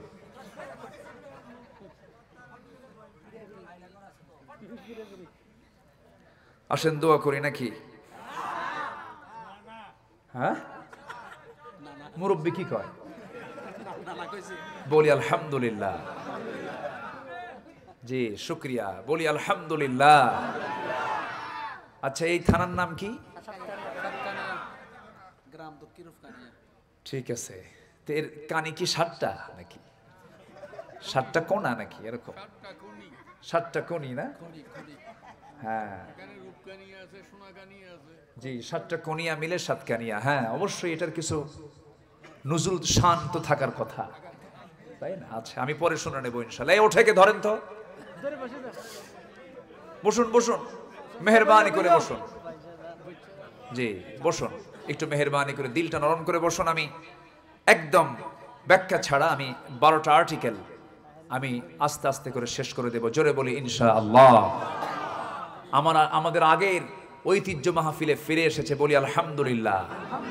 এর মাঝে কিছু উল্লুক ভাল্লুক ঢুকছিল, যেরকম ব্রাহ্মণবাড়িয়ার এক দুষ্ট মঞ্চে নাচে, গান গায়, চা খায়, কফি খায়, আল্লামা সাঈদীর বিরুদ্ধে কথা বলে, আল্লামা কামরুদ্দিন জাফরির মতো বর্ষিয়ান আলেমের বিরুদ্ধে কথা বলে। সম্মানিত ভাইয়েরা, তাফসীর মাহফিলের এই প্ল্যাটফর্ম হচ্ছে পবিত্র জায়গা। এই জায়গাকে নাপাক করে দেওয়ার কোনো সুযোগ নাই আর, ঠিক কিনা? তারে নারে বান্দরে কলা খাইছে ইন্দুরে, এই জাতীয় কোনো আলোচনা যেন মঞ্চে না হয়, এই ব্যাপারে আমাদের সতর্ক থাকার দরকার আছে না নাই? আছে। ইসলামী রাষ্ট্র এবং সমাজ গঠনে আমার নবীজির পথ এবং পদ্ধতি প্রথম হলো সমাজ থেকে শিরিক দূর করে তাওহীদকে প্রতিষ্ঠা করা। জোরে বলি আল্লাহু আকবার। রাসূল কি তা করেন নাই? করেছেন। এর জন্য মার খেয়েছেন, মক্কা ছেড়েছেন। ক্ষমতা ছিল না বলে কাবার ভিতর থেকে রাখা 360টা মূর্তি তিনি সরাতে পারেন না, কিন্তু সরাইছিলেন মক্কা বিজয়ের আগে না মক্কা বিজয়ের পর? ইন্না ফাতাহনা লাকা ফাতহাম মুবিনা। সেই দিন তিনি সব মূর্তিগুলো সরিয়ে জা আল হক ওয়া যাহাকাল বাতিল ইন্নাল বাতিলা কানা যাহুকা। সাইয়েদনা বেলাল কেঁদে কেঁদে ঢুকতেছিলেন ভিতরের দিকে। আমার নবীজি মক্কার মাটিতে একদিন থাকাকালীন একজন ব্যক্তির কাছে কাবার চাবি ছিল, ওসমান বিন তালহা। তাকে ডাক দিয়ে বলেন, ওসমান, আমার বড় শখ, আমি একটু ভিতরে যাব, আমি আল্লাহকে তৃপ্তি ভরে একটু সেজদা দেব। ওসমান বিন তালহা তখন মুশরিক, রাসূলকে একটা ধাক্কা মারছে। আমার নবীজি মুখ থুবড়ে পড়ে গেছেন। আমার নবীজি মুখ থুবড়ে পড়ে গিয়ে বললেন, ওসমান বিন তালহা, আজকে তোমাদের ক্ষমতার দাপটে আজকে আমাকে ধাক্কা মেরে ফেলে দিলা। তুমি কি জানো ওসমান, যে কাবার চাবি আজকে তোমার হাতে, ওই কাবার চাবি আল্লাহ তাআলা একদিন আমার হাতে তুলে দিবে। ওসমান বিন তালহা থরথর করে কাঁপে। আমার নবীজিকে আস্তে করে কানের মধ্যে মুখ ঢোকায় বলে, ভাই মুহাম্মদ শোনো, তোমার মুখ থেকে যদি যেহেতু এই কথা বের হয়েছে একদিন তোমার হাতে এই কাবার চাবি চলে আসবে, আমি তোমাকে কাবার চাবি দিতে পারি, কিন্তু আবু জেলের কানে যেন এই তথ্য নিউজটা না যায়। ঠিক আছে, যাবে না। আমার নবীজি চট করে তার কাছ থেকে কাবার চাবিটা নিয়ে নিলেন। কাবার চাবি নিয়ে কাবার দরজার তালা তিনি খুললেন, ভিতরে ঢুকে পড়লেন। ভিতরে ঢুকেই তার মেজাজটা খারাপ হলো। দেখতে পেলেন একটা দুইটা নয় 360টা মূর্তি সাজানো আছে। আমার নবীজি এই দৃশ্যগুলো দেখে আমার নবীজির দেহে যে রক্ত আছে সেই রক্তের মধ্যে ইব্রাহিমের রক্ত আছে না নাই? ইসমাইলের রক্ত আছে না নাই? রেগে গেলেন, খেপে গেলেন। মনে মনে ভাবলেন সমস্ত মূর্তিগুলোকে ভেঙ্গে চুরমার করে সব আল্লাহর ঘর থেকে বের করে দেব, কিন্তু পারলেন না। না পারার কারণ হলো সব ছিল, কিন্তু আমার নবীর কাছে রাষ্ট্র ক্ষমতা ছিল না। রাষ্ট্র ক্ষমতা ছাড়া কি এগুলো সরানো সম্ভব নাকি?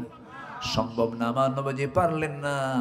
আমার নবীজি 13টা বছর ওই কাবার ভিতরে মূর্তি রেখেই তিনি সেজদা দিয়েছেন, বাধ্য হয়েছেন তিনি।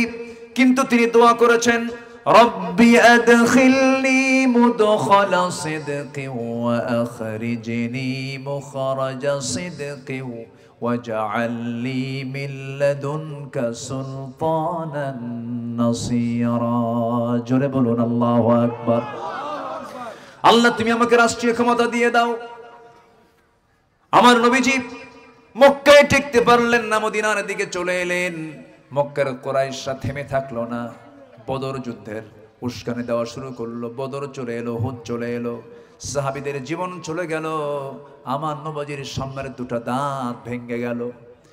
দিন কায়েমের সংগ্রাম করতে গিয়ে তায়েফে রক্ত ঝরালেন, মক্কার মাটিতে রক্ত ঝরালেন, মদিনায় চলে আসলেন, উহুদে গিয়ে দুটো দাঁত হারালেন। আমার নবীজি উহুদের দাঁত হারানোর পরের দিন থেকে মৃত্যুর দিন পর্যন্ত সুস্পষ্ট করে কথা বলতে পারতেন না, সামনের দুটো দাঁত তো নাই। আমার নবীজি যখন মারা যাবেন, আম্মা জান আয়েশাকে লক্ষ্য করে বলছেন, আয়েশা রে, আমি দুনিয়া থেকে বিদায় হতেছি, আমি তো কোমরটাকে সোজা করতে পারি না। ওরে আয়েশা, খন্দকে আমার কোমরটা চলে গেছে, উহুদে আমার দাঁতটা চলে গেছে। ওরে আয়েশা, আমি আজকে দুনিয়া থেকে বিদায় হতেছি, আমার উম্মতকে জানিয়ে দিবে, আমার উম্মতরা যেন কখনো 5 ওয়াক্ত নামাজ না ছেড়ে দেয়। জোরে কোন সুবহানাল্লাহ। নবীজি সবসময় স্মরণ করেছেন কাদের কথা? বলেন কাদের কথা? আমাদের কথা স্মরণ করেছেন। এই জন্য আমাদের উচিত সবার আগে স্মরণ করব কাকে? আসতে বলবেন না কাকে? নাম্বার 2 হচ্ছেন মুহাম্মদ সাল্লাল্লাহু আলাইহি ওয়াসাল্লামকে। আমার বন্ধুগণ, তাওহীদ প্রতিষ্ঠার আন্দোলন করতে গিয়ে সমাজ থেকে শিরিক দূর করার জন্য তিনি মক্কায় টিকতে পারলেন না, মদিনায় চলে গেলেন। 13 বছর মক্কায় কাটলো, মদিনায় 10 বছর কাটলো। মূল লক্ষ্য ছিল একটাই, সেটা হলো আনি'বুদুল্লাহা ওয়াজতানিবুত তাগুত, ইবাদত করবে আল্লাহর আর তাগুতকে তোমরা পরিহার করে চলবে। এই দাওয়াত এক নবীর ছিল না। পৃথিবীতে যত পয়গম্বর এসেছেন সব পয়গম্বরের দাওয়াত ছিল এক রকম। আল্লাহ রাব্বুল আলামিন বলেন, ওয়ালাকাদ বা'আসনা ফি কুল্লি উম্মাতির রাসূলান আন ই'বুদুল্লাহা ওয়াজতানিবুত তাগুত। জোরে বলুন আল্লাহু আকবার। আমার বন্ধুগণ, এই জন্য শিরিক মুক্ত জীবন গড়তে হবে, শিরিক মুক্ত সমাজ গড়তে হবে, শিরিক মুক্ত রাষ্ট্র গড়তে হবে। আমাকে আপনাকে চেষ্টা চালিয়ে যেতে হবে। আমার বন্ধুগণ, একজন মানুষের আইন মানবে না, আল্লাহর আইন মানবে। আমার দেশে যে বসবাস করছি, আমরা যে দেশে বসবাস করে সেই দেশে আইন চলছে বান্দার না আল্লাহর। কি কয় এটা? আমার দেশে আইন চলছে বান্দার না আল্লাহর? আল্লাহর না বান্দার? বান্দার আইন চলে। কোথায় আল্লাহর আইন আছে? আমরা কার আইন মানবো? কার আইন মানবো? কার আইন প্রতিষ্ঠা করব? যে বান্দা বান্দার আইনকে বিশ্বাস করে, তার কি ঈমান আছে না গেছে? তার ঈমান নাই।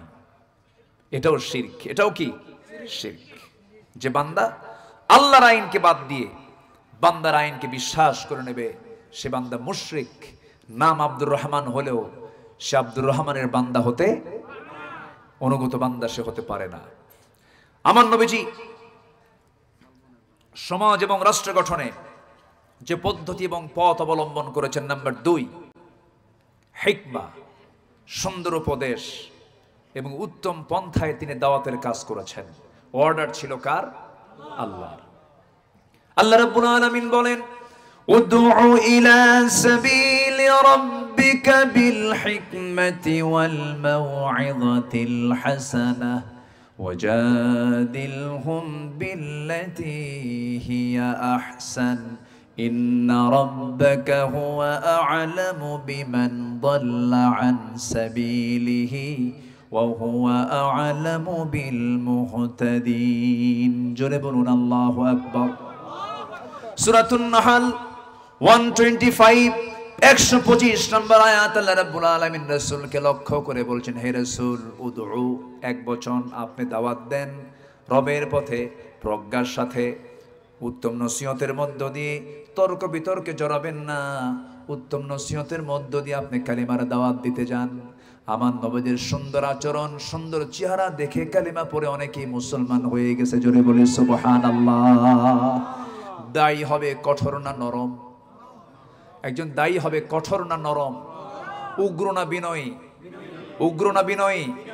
প্রতিশোধ পরায়ণ না ক্ষমাশীল? ক্ষমাশীল। আমার বন্ধুগণ, নাম্বার 3 হলো অবিচলতা, সাহসী এবং ধৈর্যশীল নেতৃত্ব প্রদান করতে হবে। আল্লাহ রাব্বুল আলামিন বলেন, ইয়া আইয়ুহাল্লাযীনা আমানুসবিরু ওয়াসাবিরু ওয়ারাবিতু ওয়াত্তাকুল্লাহা লাআল্লাকুম তুফলিহুন। নাম্বার 4 হলো মদিনায় ভ্রাতৃত্বের আলোকে একটি ঈমানী সমাজ প্রতিষ্ঠা তিনি করেছিলেন। আল্লাহ রাব্বুল আলামিন তার ব্যাপারে বলছেন, ইন্নামাল মুমিনুনা ইখওয়াহ ফাআসলিহু বাইনা আখওয়াইকুম ওয়াত্তাকুল্লাহা লাআল্লাকুম তুরহামুন। জোরে বলুন আল্লাহু আকবার। সূরাতুল হুজুরাত আয়াত নাম্বার 10। মুমিনরা হলো ভাই ভাই। মুমিনরা কি? ভাই ভাই। কোনো সমস্যা হলো ইসলাহ করে নাও, ঠিকঠাক করে নাও। মুমিনরা যদি তোমরা ঠিকঠাক না করতে পারো, রাষ্ট্র সমাজ কখনো গঠন করতে পারবে না। রাষ্ট্র গঠন, সমাজ গঠন করার জন্য ভ্রাতৃত্বের বন্ধনটা কি দুর্বল থাকা দরকার না মজবুত থাকা দরকার? গীবত কি করা যাবে নাকি? এখন গীবতের জন্য সবচেয়ে বড় প্ল্যাটফর্ম হয়ে গেছে ফেসবুক। কিছু হলেই ফেসবুক হুমকিও মারে। আছে না নাই? বলেন তো, আছে না নাই? আচ্ছা। আল মুসলিমু মান সালিমাল মুসলিমুনা মিন লিসানিহি, এরপরে কি? ওয়াকিপ্যাডিহি, মানে এখন তো আর হাত দিয়ে লেখা লাগে না, এজন্য ওয়াইদিহির জায়গায় এটার যদি শরহ করেন, ব্যাখ্যা করেন, আল মুসলিমু মান সালিমাল মুসলিমুনা মিন লিসানিহি ওয়া কিবাদিহি ওয়া ইয়াদিহি। প্রকৃত মুসলমান তো সেই যার হাত থেকে এবং কি জবান থেকে অন্য মুসলমান নিরাপদে থাকে। আপনি গীবত করছেন, আমি যদি প্রশ্ন করি কোন গুনাহ জিনার চেয়েও ভয়ঙ্কর, বলেন তো কোন গুনাহ? বলেন বলেন। গীবত। তাহলে জিনার শাস্তি হলো হত্যা, জিনার শাস্তি হলো কতল, রজম। তাহলে যে জিনার শাস্তি আল্লাহ তাআলা কতল রজমের হুকুম দিয়েছেন, এর চাইতে ভয়ঙ্কর হলো গীবত করা। লাহমা আখিহি মাইতান ফাকারিহতুমুহ, এই সূরা হুজুরাতের শেষের দিকে আল্লাহ তাআলা বলেছেন গীবত করো না, যেন সে তার মরা ভাইয়ের গোশত খেলো। সেই গীবতের চর্চা কিন্তু নোংরা মানুষের মধ্যে কম, সমাজের জঘন্য মানুষের মধ্যে কম। নামাজ পড়ে, রোজা রাখে, দান করে, সদকা করে, তাহাজ্জুদ পড়ে, কপাল কালো বানাইছে, জিকির আজগার করে, কোরআন তেলাওয়াত করে, ওদের মুখেও গীবতের চর্চা আছে না নাই? আছে। এত ভয়ঙ্কর। আপনার সামনে যে গীবত করবে, আপনি ভাববেন সে আপনার গীবত আরেক জায়গায় করবে, করে বেড়াবে। এটা মারাত্মক বিষয়। এটা আজকে মারাত্মক রূপ ধারণ করেছে। আপনার কোন ভাইয়ের সমস্যা, ভাইয়ের সামনে সামনে বসুন, তাকে সংশোধন করে দেন, ইসলাহ করে দেন। আল্লাহ তাআলা নিজে বলছেন ফাসলিহু, ঠিকঠাক করে দাও। গীবত চর্চায় যেও না। গীবত এমন একটা গুনার নাম, হাসরের ময়দানে গীবতকারী তার আমলনামায় কোনো আমল খুঁজে পাবে না। একদম কোরআনের কথা। আমলকারী সে তার আমলই খুঁজে পাবে না। কিয়ামতের দিন বলবে আল্লাহ, আমার নামাজ কোথায় গেল, আমার রোজা কোথায় গেল, আমার দান সদকা কোথায় গেল, আমার এই নেক আমলগুলো কোথায় চলে গেল? সব তো ফাঁকা। দেখে আমার আমলনামা তো সম্পূর্ণ ফাঁকা। ইকরা কিতাবাকা, ক্বরাতু কিতাবি, আমি আমার কিতাব তো পড়ে নিলাম, কিন্তু আমি তো আমার কোন আমলনামা দেখতে পাচ্ছি না। কি হয়েছে? সঙ্গে সঙ্গে আল্লাহ বলবেন, বান্দারে তোর সমস্ত আমলনামাগুলো ছিল, কিন্তু সমস্ত আমলনামাগুলো ট্রান্সফার হয়ে অমুক বান্দার কাছে চলে গেছে। কেন? দুনিয়ার জীবনে তুমি তার গীবত করেছিলা। এখন বলেন, যে গীবত করে এবং যার গীবত করা হয়, কোন লোকটা বিপদে আর কোন লোকটা নিরাপদে? বলেন, যে গীবত করে সে কি নিরাপদ না বিপদ? আসতে কয়। কিন্তু গীবত করতে মজা আছে না নাই? মজা আছে না নাই? মজা আছে, কিন্তু ফলাফল ভয়ঙ্কর ভয়াবহ। সে বড় ভাগ্যবান যার নামে গীবত করা হয়, কারণ যার নামে গীবত করা হতেছে তার আমলনামায় যে গীবত করে তার সমস্ত সবগুলো তার আমলনামায় জমা হয়ে যাবে। এই জন্য আল্লাহ পাক বলছেন, সমাজ যদি গড়তে চাও, রাষ্ট্র যদি সুন্দর করতে চাও, ইমানের সমাজ যদি প্রতিষ্ঠা করতে চাও, ইন্নামাল মুমিনুনা ইখওয়া ফাসলিহু বাইনা আখওয়াইকুম, নিজেদের মধ্যে ইসলাহ করে নাও, ঠিকঠাক করে নাও, ঠিকঠাক করে নিতে সাবধান থেকে ওয়াত্তাকুল্লাহ, আল্লাহকে ভয় করে চলো। আল্লাহু আকবার বলেন। নাম্বার 5 হলো বহু ধর্মের মাঝে সাম্প্রদায়িক সম্প্রীতি প্রতিষ্ঠা আমার রাসূল করেছেন। আমার নবী যে মদিনায় রাষ্ট্র গঠন করেছেন, সেই মদিনায় কি ইহুদি ছিল না? আসতে কয়, ইহুদি ছিল না? ছিল। বহু জাতের লোক ছিল সেখানে, বহু ধরনের গোত্রের লোক ছিল। বনু নাজির, বনু কুরাইজা ছিল, সব ধরনের লোকের বসবাস ছিল। আল্লাহ রাব্বুল আলামিন সুন্দর করে রাসূলকে জানায় দিলেন সূরা বাকারার আয়াতুল কুরসির পরের আয়াত 256 নম্বর আয়াতে আল্লাহ রাব্বুল আলামিন বলছেন, লা ইকরাহা ফিদ-দীনি ক্বাদ তাবায়্যানার রুশদু মিনাল গাই ফামান ইয়াকফুর বিত-তাগুতি ওয়া ইউমিন বিল্লাহ ফাকাদ ইসতামসাকা বিল-উরওয়াতিল বুসকা লা ফিসামা লাহা ওয়াল্লাহু সামিউন আলিম। জোরে বলুন আল্লাহু আকবার। দিনের ব্যাপারে কোনো জবরদস্তি নাই। নবীজি যে জোর করে কাউকে দিনের দিকে ডাকেন নাই, তার বড় প্রমাণ হলো নবীর ঘরের মানুষ। আমার নবীজি তার গোটা জীবন কাটিয়ে দিয়েছেন আবু তালেবের ঘরে। আবু তালেব মুসলিম না কাফের? আজ থেকে মুসলিম না কাফের? একজন কাফেরের ঘরে নবীজি সারা জীবন থেকেছেন। জোর করেন নাই কোনোদিন, প্রেসার ক্রিয়েট করেন নাই। আমার নবীজি একদিন দাঁড়িয়ে আছেন, আবু তালিব নিজে সে বলতেছে, ভাতিজা মুহাম্মদ, আমি জানি তোমার দিনটা সহি দিন, কোনো সমস্যা নাই।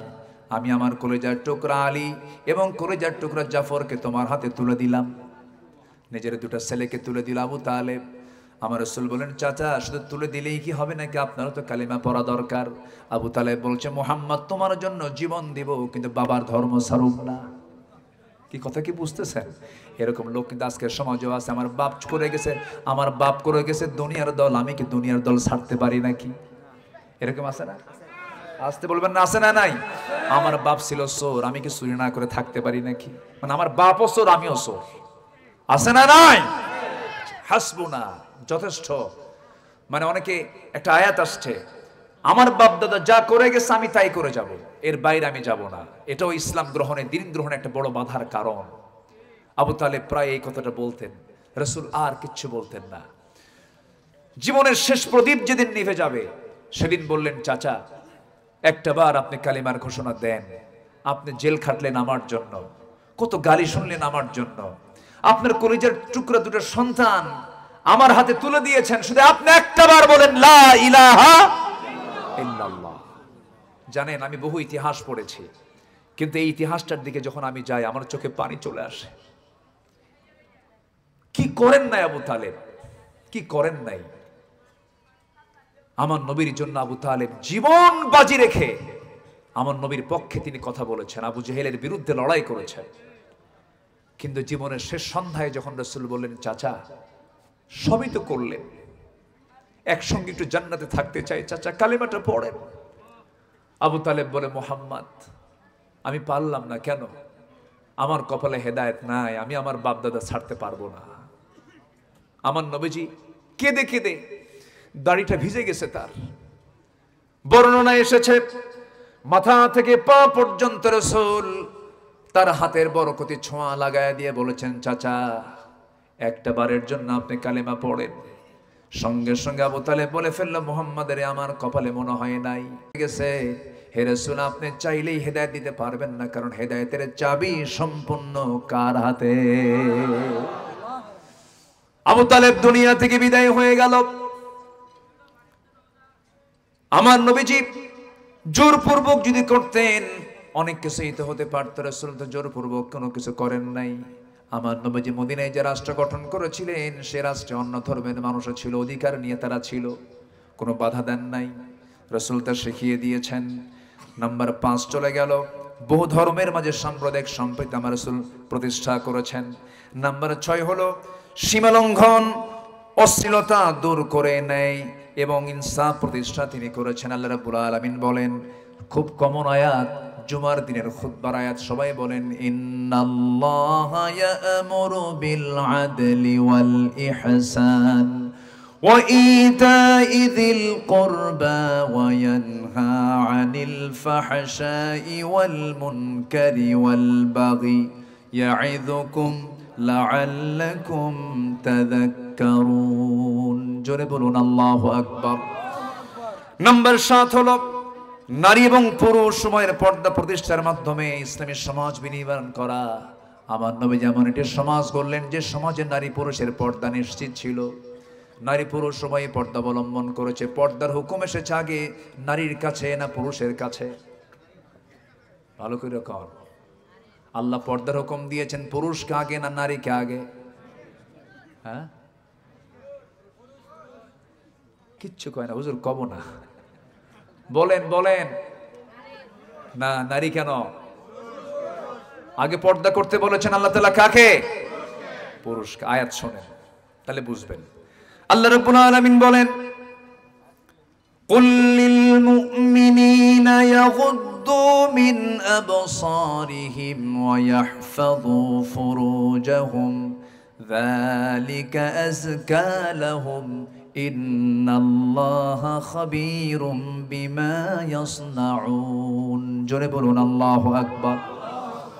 এরপর আল্লাহ রাব্বুল আলামিন এবার বলছেন, ইয়া আইয়ুহান নাবিয়্যু কুল লিআজওয়াজিকা ওয়া বানাতিকা ওয়া নিসাইল মুমিনিন আইয়ুদনিনা আলাইহিন্না মিন জালাবিবিহিন ذلك أدنى أن يعرفن فلا يؤذين وكان الله غفورا رحيما জোরে বলুন আল্লাহু আকবার يغضوا من أبصارهم ويحفظوا فروجهم আল্লাহ রাব্বুল আলামিন পুরুষকে চোখের হেফাজত করতে বলেছেন চোখটাকে হেফাজত করো লজ্জাস্থানের তুমি হেফাজত করো আমার বন্ধুগণ কোন নারীর দিকে প্রথমবার নজর দিলে পরে আল্লাহ রাব্বুল আলামিন পাপ লেখেন না মাফ করে দেন প্রথমবার হঠাৎ করে নজর পড়ে গেছে বান্দা আমি তোর সমস্ত কিছু মাফ করে দিলাম প্রথম নজর মাফ প্রথম নজর কি মাফ দ্বিতীয় নজরটা কি হয়ে যায়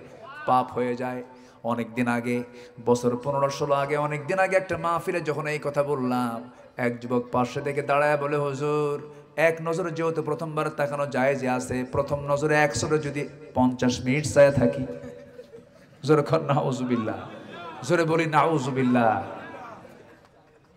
আমার বন্ধুগণ যার নজরটা ঠিক থাকবে যার জিহ্বা ঠিক থাকবে যার অঙ্গ প্রত্যঙ্গগুলো ইসলামকে সামনে রেখে যে চালাতে পারবে চোখটা কানটা মুখটা জিহ্বাটা লজ্জাস্থানটা যদি কেউ হেফাজত করতে পারে রাসূল বলেছেন জিহ্বা এবং লজ্জাস্থানের তুমি হেফাজত যদি করতে পারো আদমানু লাহুল জান্নাহ আমি রাসূল তার জন্য বেহেশতের জামিন হয়ে যাব জোরে বলি সুবহানাল্লাহ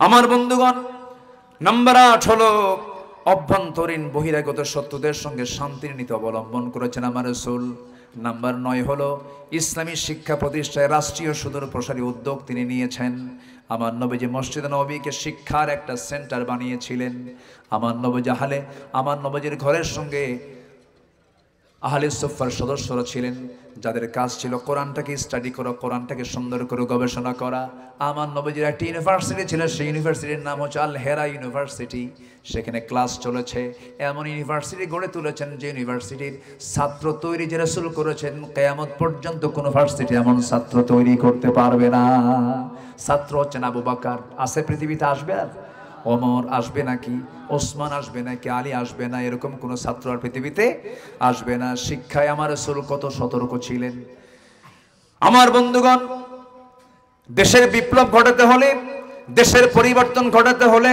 জাতির পরিবর্তন ঘটাতে হলে আমার নবীজি প্রথম শিক্ষার বিপ্লব ঘটিয়েছেন তেমনি আমার দেশে আগে শিক্ষার বিপ্লব ঘটাতে হবে মুসলমান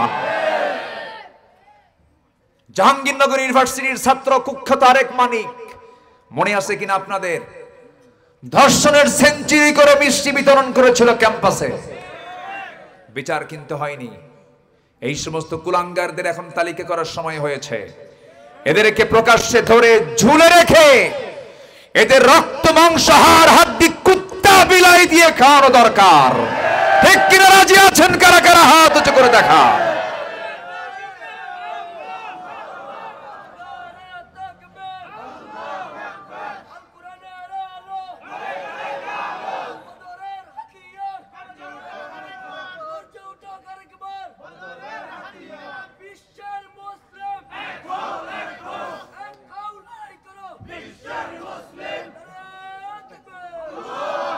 আল্লাহ কবুল করুন জোরে বলি আমিন নাম্বার 10 অর্থনৈতিক সাম্য প্রতিষ্ঠা আমার নবীজি যে সমাজ গড়েছিলেন সেই সমাজ ছিল সম্পূর্ণ সুদ মুক্ত ছিল সেখানে যাকাত ভিত্তিক অর্থনীতি ঠিক কি না আমরা আমার দেশে সুদ দেখতে চাই না যাকাতের পরিবেশ দেখতে চাই আমরা সুদ দেখতে চাই না সুদের সর্বনিম্ন গুনাহ হলো নিজের মার সঙ্গে জেনা করা সেই সুদের করাল গ্রাস থেকে বাঁচার জন্য জাতিকে মুক্ত করার জন্য একমাত্র দরকার হলো যাকাত ভিত্তিক অর্থনীতি রাষ্ট্রে চালু করে দেওয়া নাম্বার 11 হলো বিশ্বাসীদের মাঝে হিংসা দূর করে দৃঢ় ঐক্য গড়ে তোলা একটা ঘটনা আছে হুনাইনের যুদ্ধের ঘটনা বলবো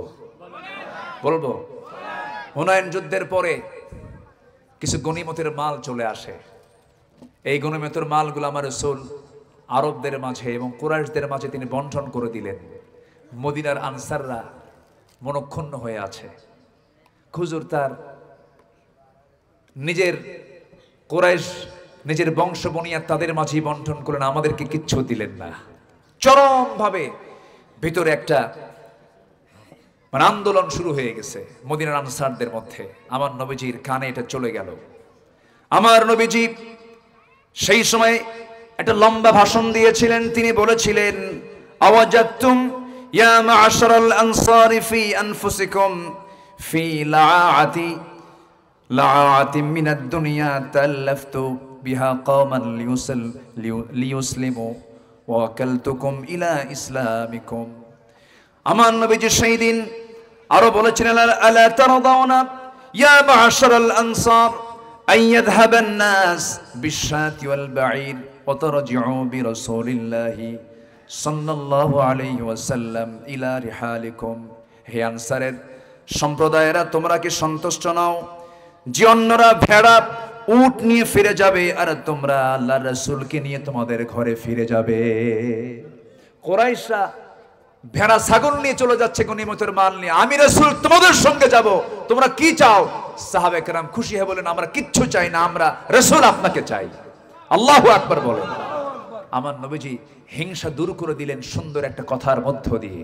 হিংসা মুক্ত সমাজ গড়ার জন্য উদার চিত্ততার দরকার আছে না নাই? আছে।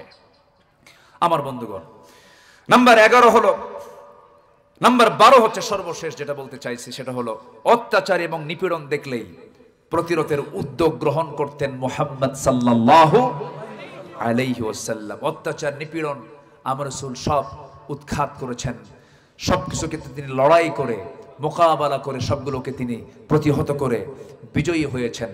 কারণ আল্লাহ তাআলা তাকে অর্ডার দিয়েছেন, ওয়াকাতিলু ফি সাবিলিল্লাহিল্লাযীনা ইউকাতিলুনাকুম ওয়ালা তা'তাদু ইন্নাল্লাহা লা ইউহিব্বুল মু'তাদিন। সম্মানিত ভাইয়েরা, আসুন আমার নবীজির দেখানো সমাজ এবং রাষ্ট্র গঠনের যে পথ পদ্ধতি রাসূল দেখিয়েছেন তার অনুকূলে আমরা আমাদের জীবনটাকে ঢেলে সাজাই, প্রস্তুত করে ফেলি। আগামীর দেশ বানাতে চাই আমরা কোরআনের দেশ।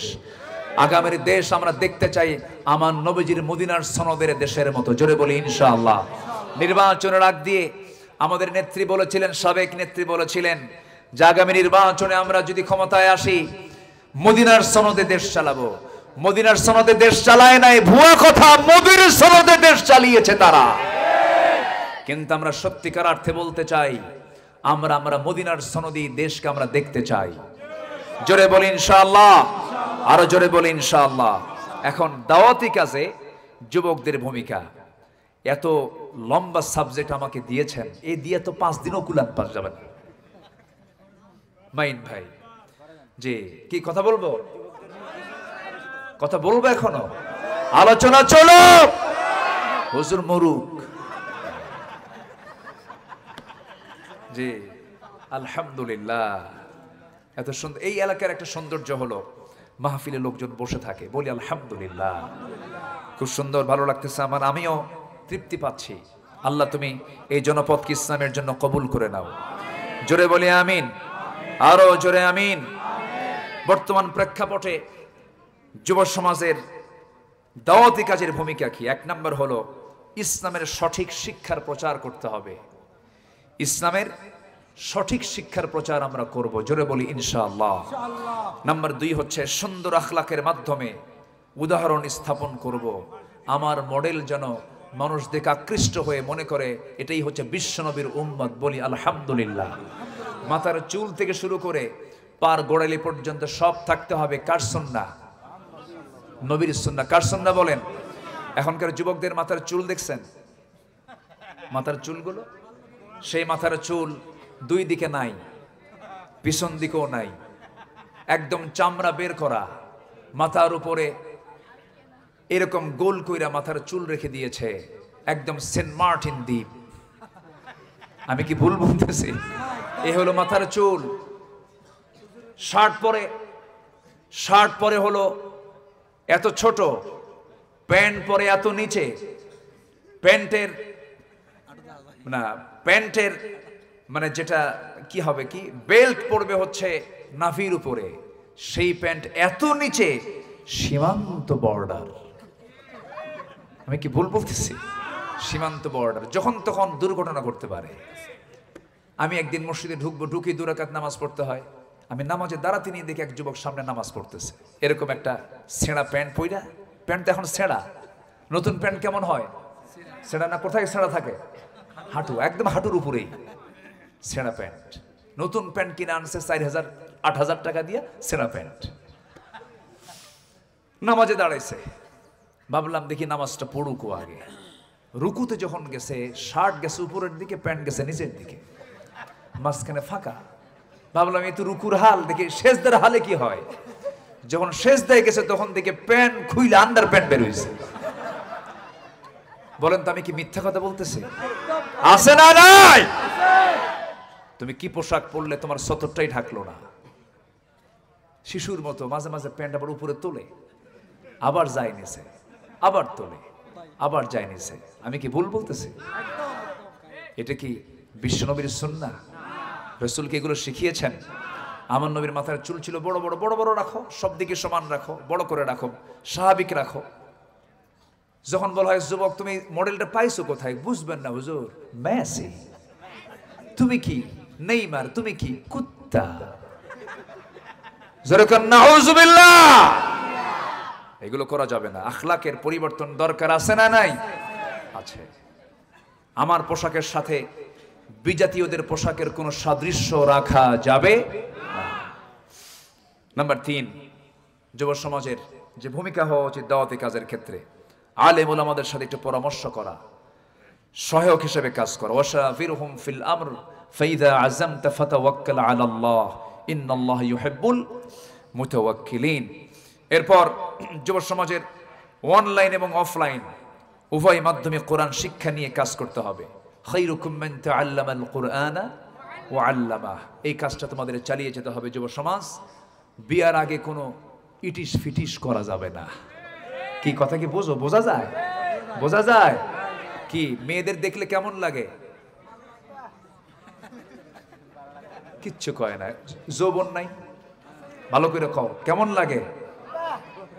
কিচ্ছু কয় না। হ্যাঁ ভালো লাগে, কিন্তু বিয়ের আগে ভালো লাগতে দেওয়া যাবে না। আকর্ষণ তো থাকবেই।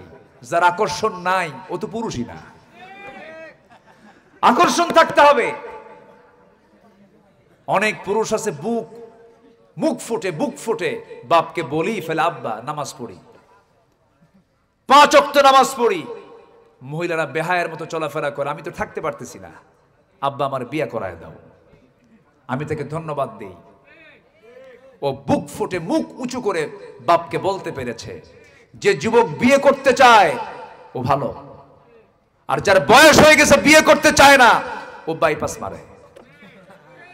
আসতে কোন কেন? ঠিক কিনা? বাপকে সোজা বলবা আব্বা বিয়ে করো। হ্যাঁ কি হয়েছে?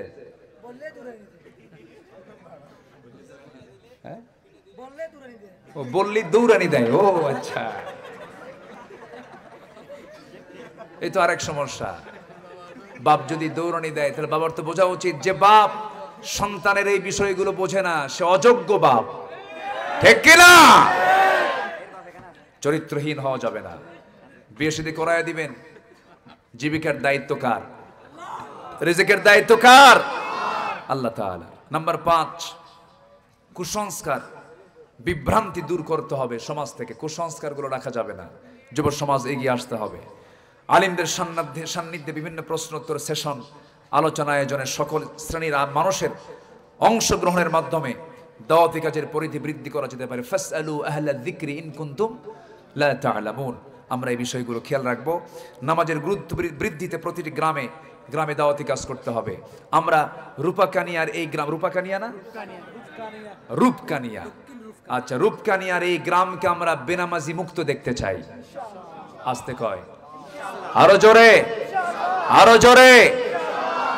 দক্ষিণ রূপকানিয়ার মাতব্বরকে ডাক দিয়ে বলবা, যুবকরা দেশ কিন্তু চেঞ্জ হয়েছে। চাচা আপনি যদি নামাজ না পড়েন মাতব্বরে ছুটাই দেবে। বাস্তব তো, ঠিক কিনা? আপনি মাতব্বরি করবেন, আপনাকে নামাজ পড়তে হবে। মসজিদের কমিটির ভিতরে যদি কোনো মদখোর, শরাবখোর, জেনাকার থাকে ওয়ার্নিং দিয়ে দিবা, এগুলো ছাড়ো, মসজিদের দায়িত্ব পালন করো। মদ খাবা, নামাজ পড়বা না, জেনা করবা, কান ধরে মসজিদ থেকে বের করে দিবেন।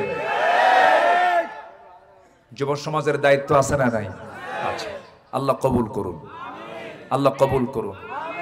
রূপকানিয়ার এই গ্রামে মাহফিল হচ্ছে, কোন সিনেমা নাটক চলবে না। আসতে কয় আরো জোরে, আরো জোরে। 16 বছর এমন এমপিও দেখেছি মাহফিলও এসেছেন, যাত্রাতেও গিয়েছেন। মাহফিলের সভাপতি, যাত্রা কমিটির সভাপতি এরকম একই ব্যক্তি মাহফিলও যায়, যাত্রাতে গিয়ে তালি মারে, মাহফিলে এসে দোয়া করে। আছে না নাই? আছে। এই চিত্র যেন আর চিত্রায়িত না হয় আমার দেশে। এর বিরুদ্ধে আমাদের প্রতিবাদের ঝড় তোলার দরকার আছে না নাই? মান রাআ মিনকুম মুনকারান ফালিয়ুগাইয়িরহু বিয়াদিহি ওয়া লিসানিহি। আল্লাহ তাআলা আগে বলেছেন হাত দিয়ে প্রতিহত করো, মুখ দিয়ে কথা বলো, তাও যদি না পারো অন্তর দিয়ে ঘৃণা করো। যালিকা দাআফুল ঈমান আও কামা ক্বালা আলাইহিস সালাতু ওয়াস সালাম। আমরা বিশেষ করে যুব সমাজকে বলতে চাই, তুমি জেগে ওঠো, সমাজ জেগে উঠবে। রাষ্ট্র গঠনে তোমার ভূমিকা অনেক বড় ভূমিকা, যা আমরা ইতিপূর্বের এই কয়েক মাস আগে আমরা লক্ষ্য করেছি, দেখতে পেরেছি। যুবকরা কোনো আসক্তিতে যাবে না, কোনো নোংরা পথের জীবনটাকে নষ্ট করবা না, কোনো নারীর পিছনে সময় ব্যয় করবা না। বিয়ের আগে, বিয়ের তো দরকার আছে, বিবাহ পূর্ব কোনো প্রেম হয় না, বিবাহ পূর্ব হয় হলো জেনা, নোংরামি, ঠিক কিনা বলেন? এগুলো করবা না। আল্লাহ তুমি সবাইকে বোঝার তৌফিক দাও। জোরে বলি আল্লাহুম্মা আমিন, আরো জোরে আল্লাহুম্মা আমিন। কিছু কিছু যুবক আছে দেখবেন গার্লস স্কুলের সামনে যায় এতিমের মতো বসে থাকে, আছে না? কিছু কিছু আছে না, মনে হয় বাপও নাই মাও নাই। যখন বলা হয় তুমি এই জায়গায় কেন, বুঝবেন না, ঘুম নাই 3 রাত। মেয়েটা বের হয়, পিছে পিছে ও যায়, মেয়ে কোনো কথা বলে না, বলে শোনো একটাবার আমার দিকে তাকাও, ছায়া থেকে দেখো, 3 রাত ঘুম নাই আমার। আছে না নাই? এগুলো লস প্রজেক্ট। এগুলো কি প্রজেক্ট? ওর পিছনে যে টাকাগুলো ঢালবেন সব লস, কিচ্ছু না। এগুলো নোংরামি করা যাবে না। পিছনের দরজা দিয়ে নয়, সামনের দরজা দিয়া চরিত্র সুন্দর নিয়ে তুমি সামনে আসবে। জেনার কোনো কারবারে যাওয়া যাবে না। আল্লাহ তুমি যুব সমাজকে কবুল করো। জোরে বলি আল্লাহুম্মা আমিন। অনেক কথা বলে ফেলেছি, অনেক কষ্ট দিয়ে ফেলেছি, যতটুকু হয়েছে আমরা বলে ফেলি আলহামদুলিল্লাহ। সবাই নামাজের মতো করে বসি। আমরা চাইবো কার কাছে?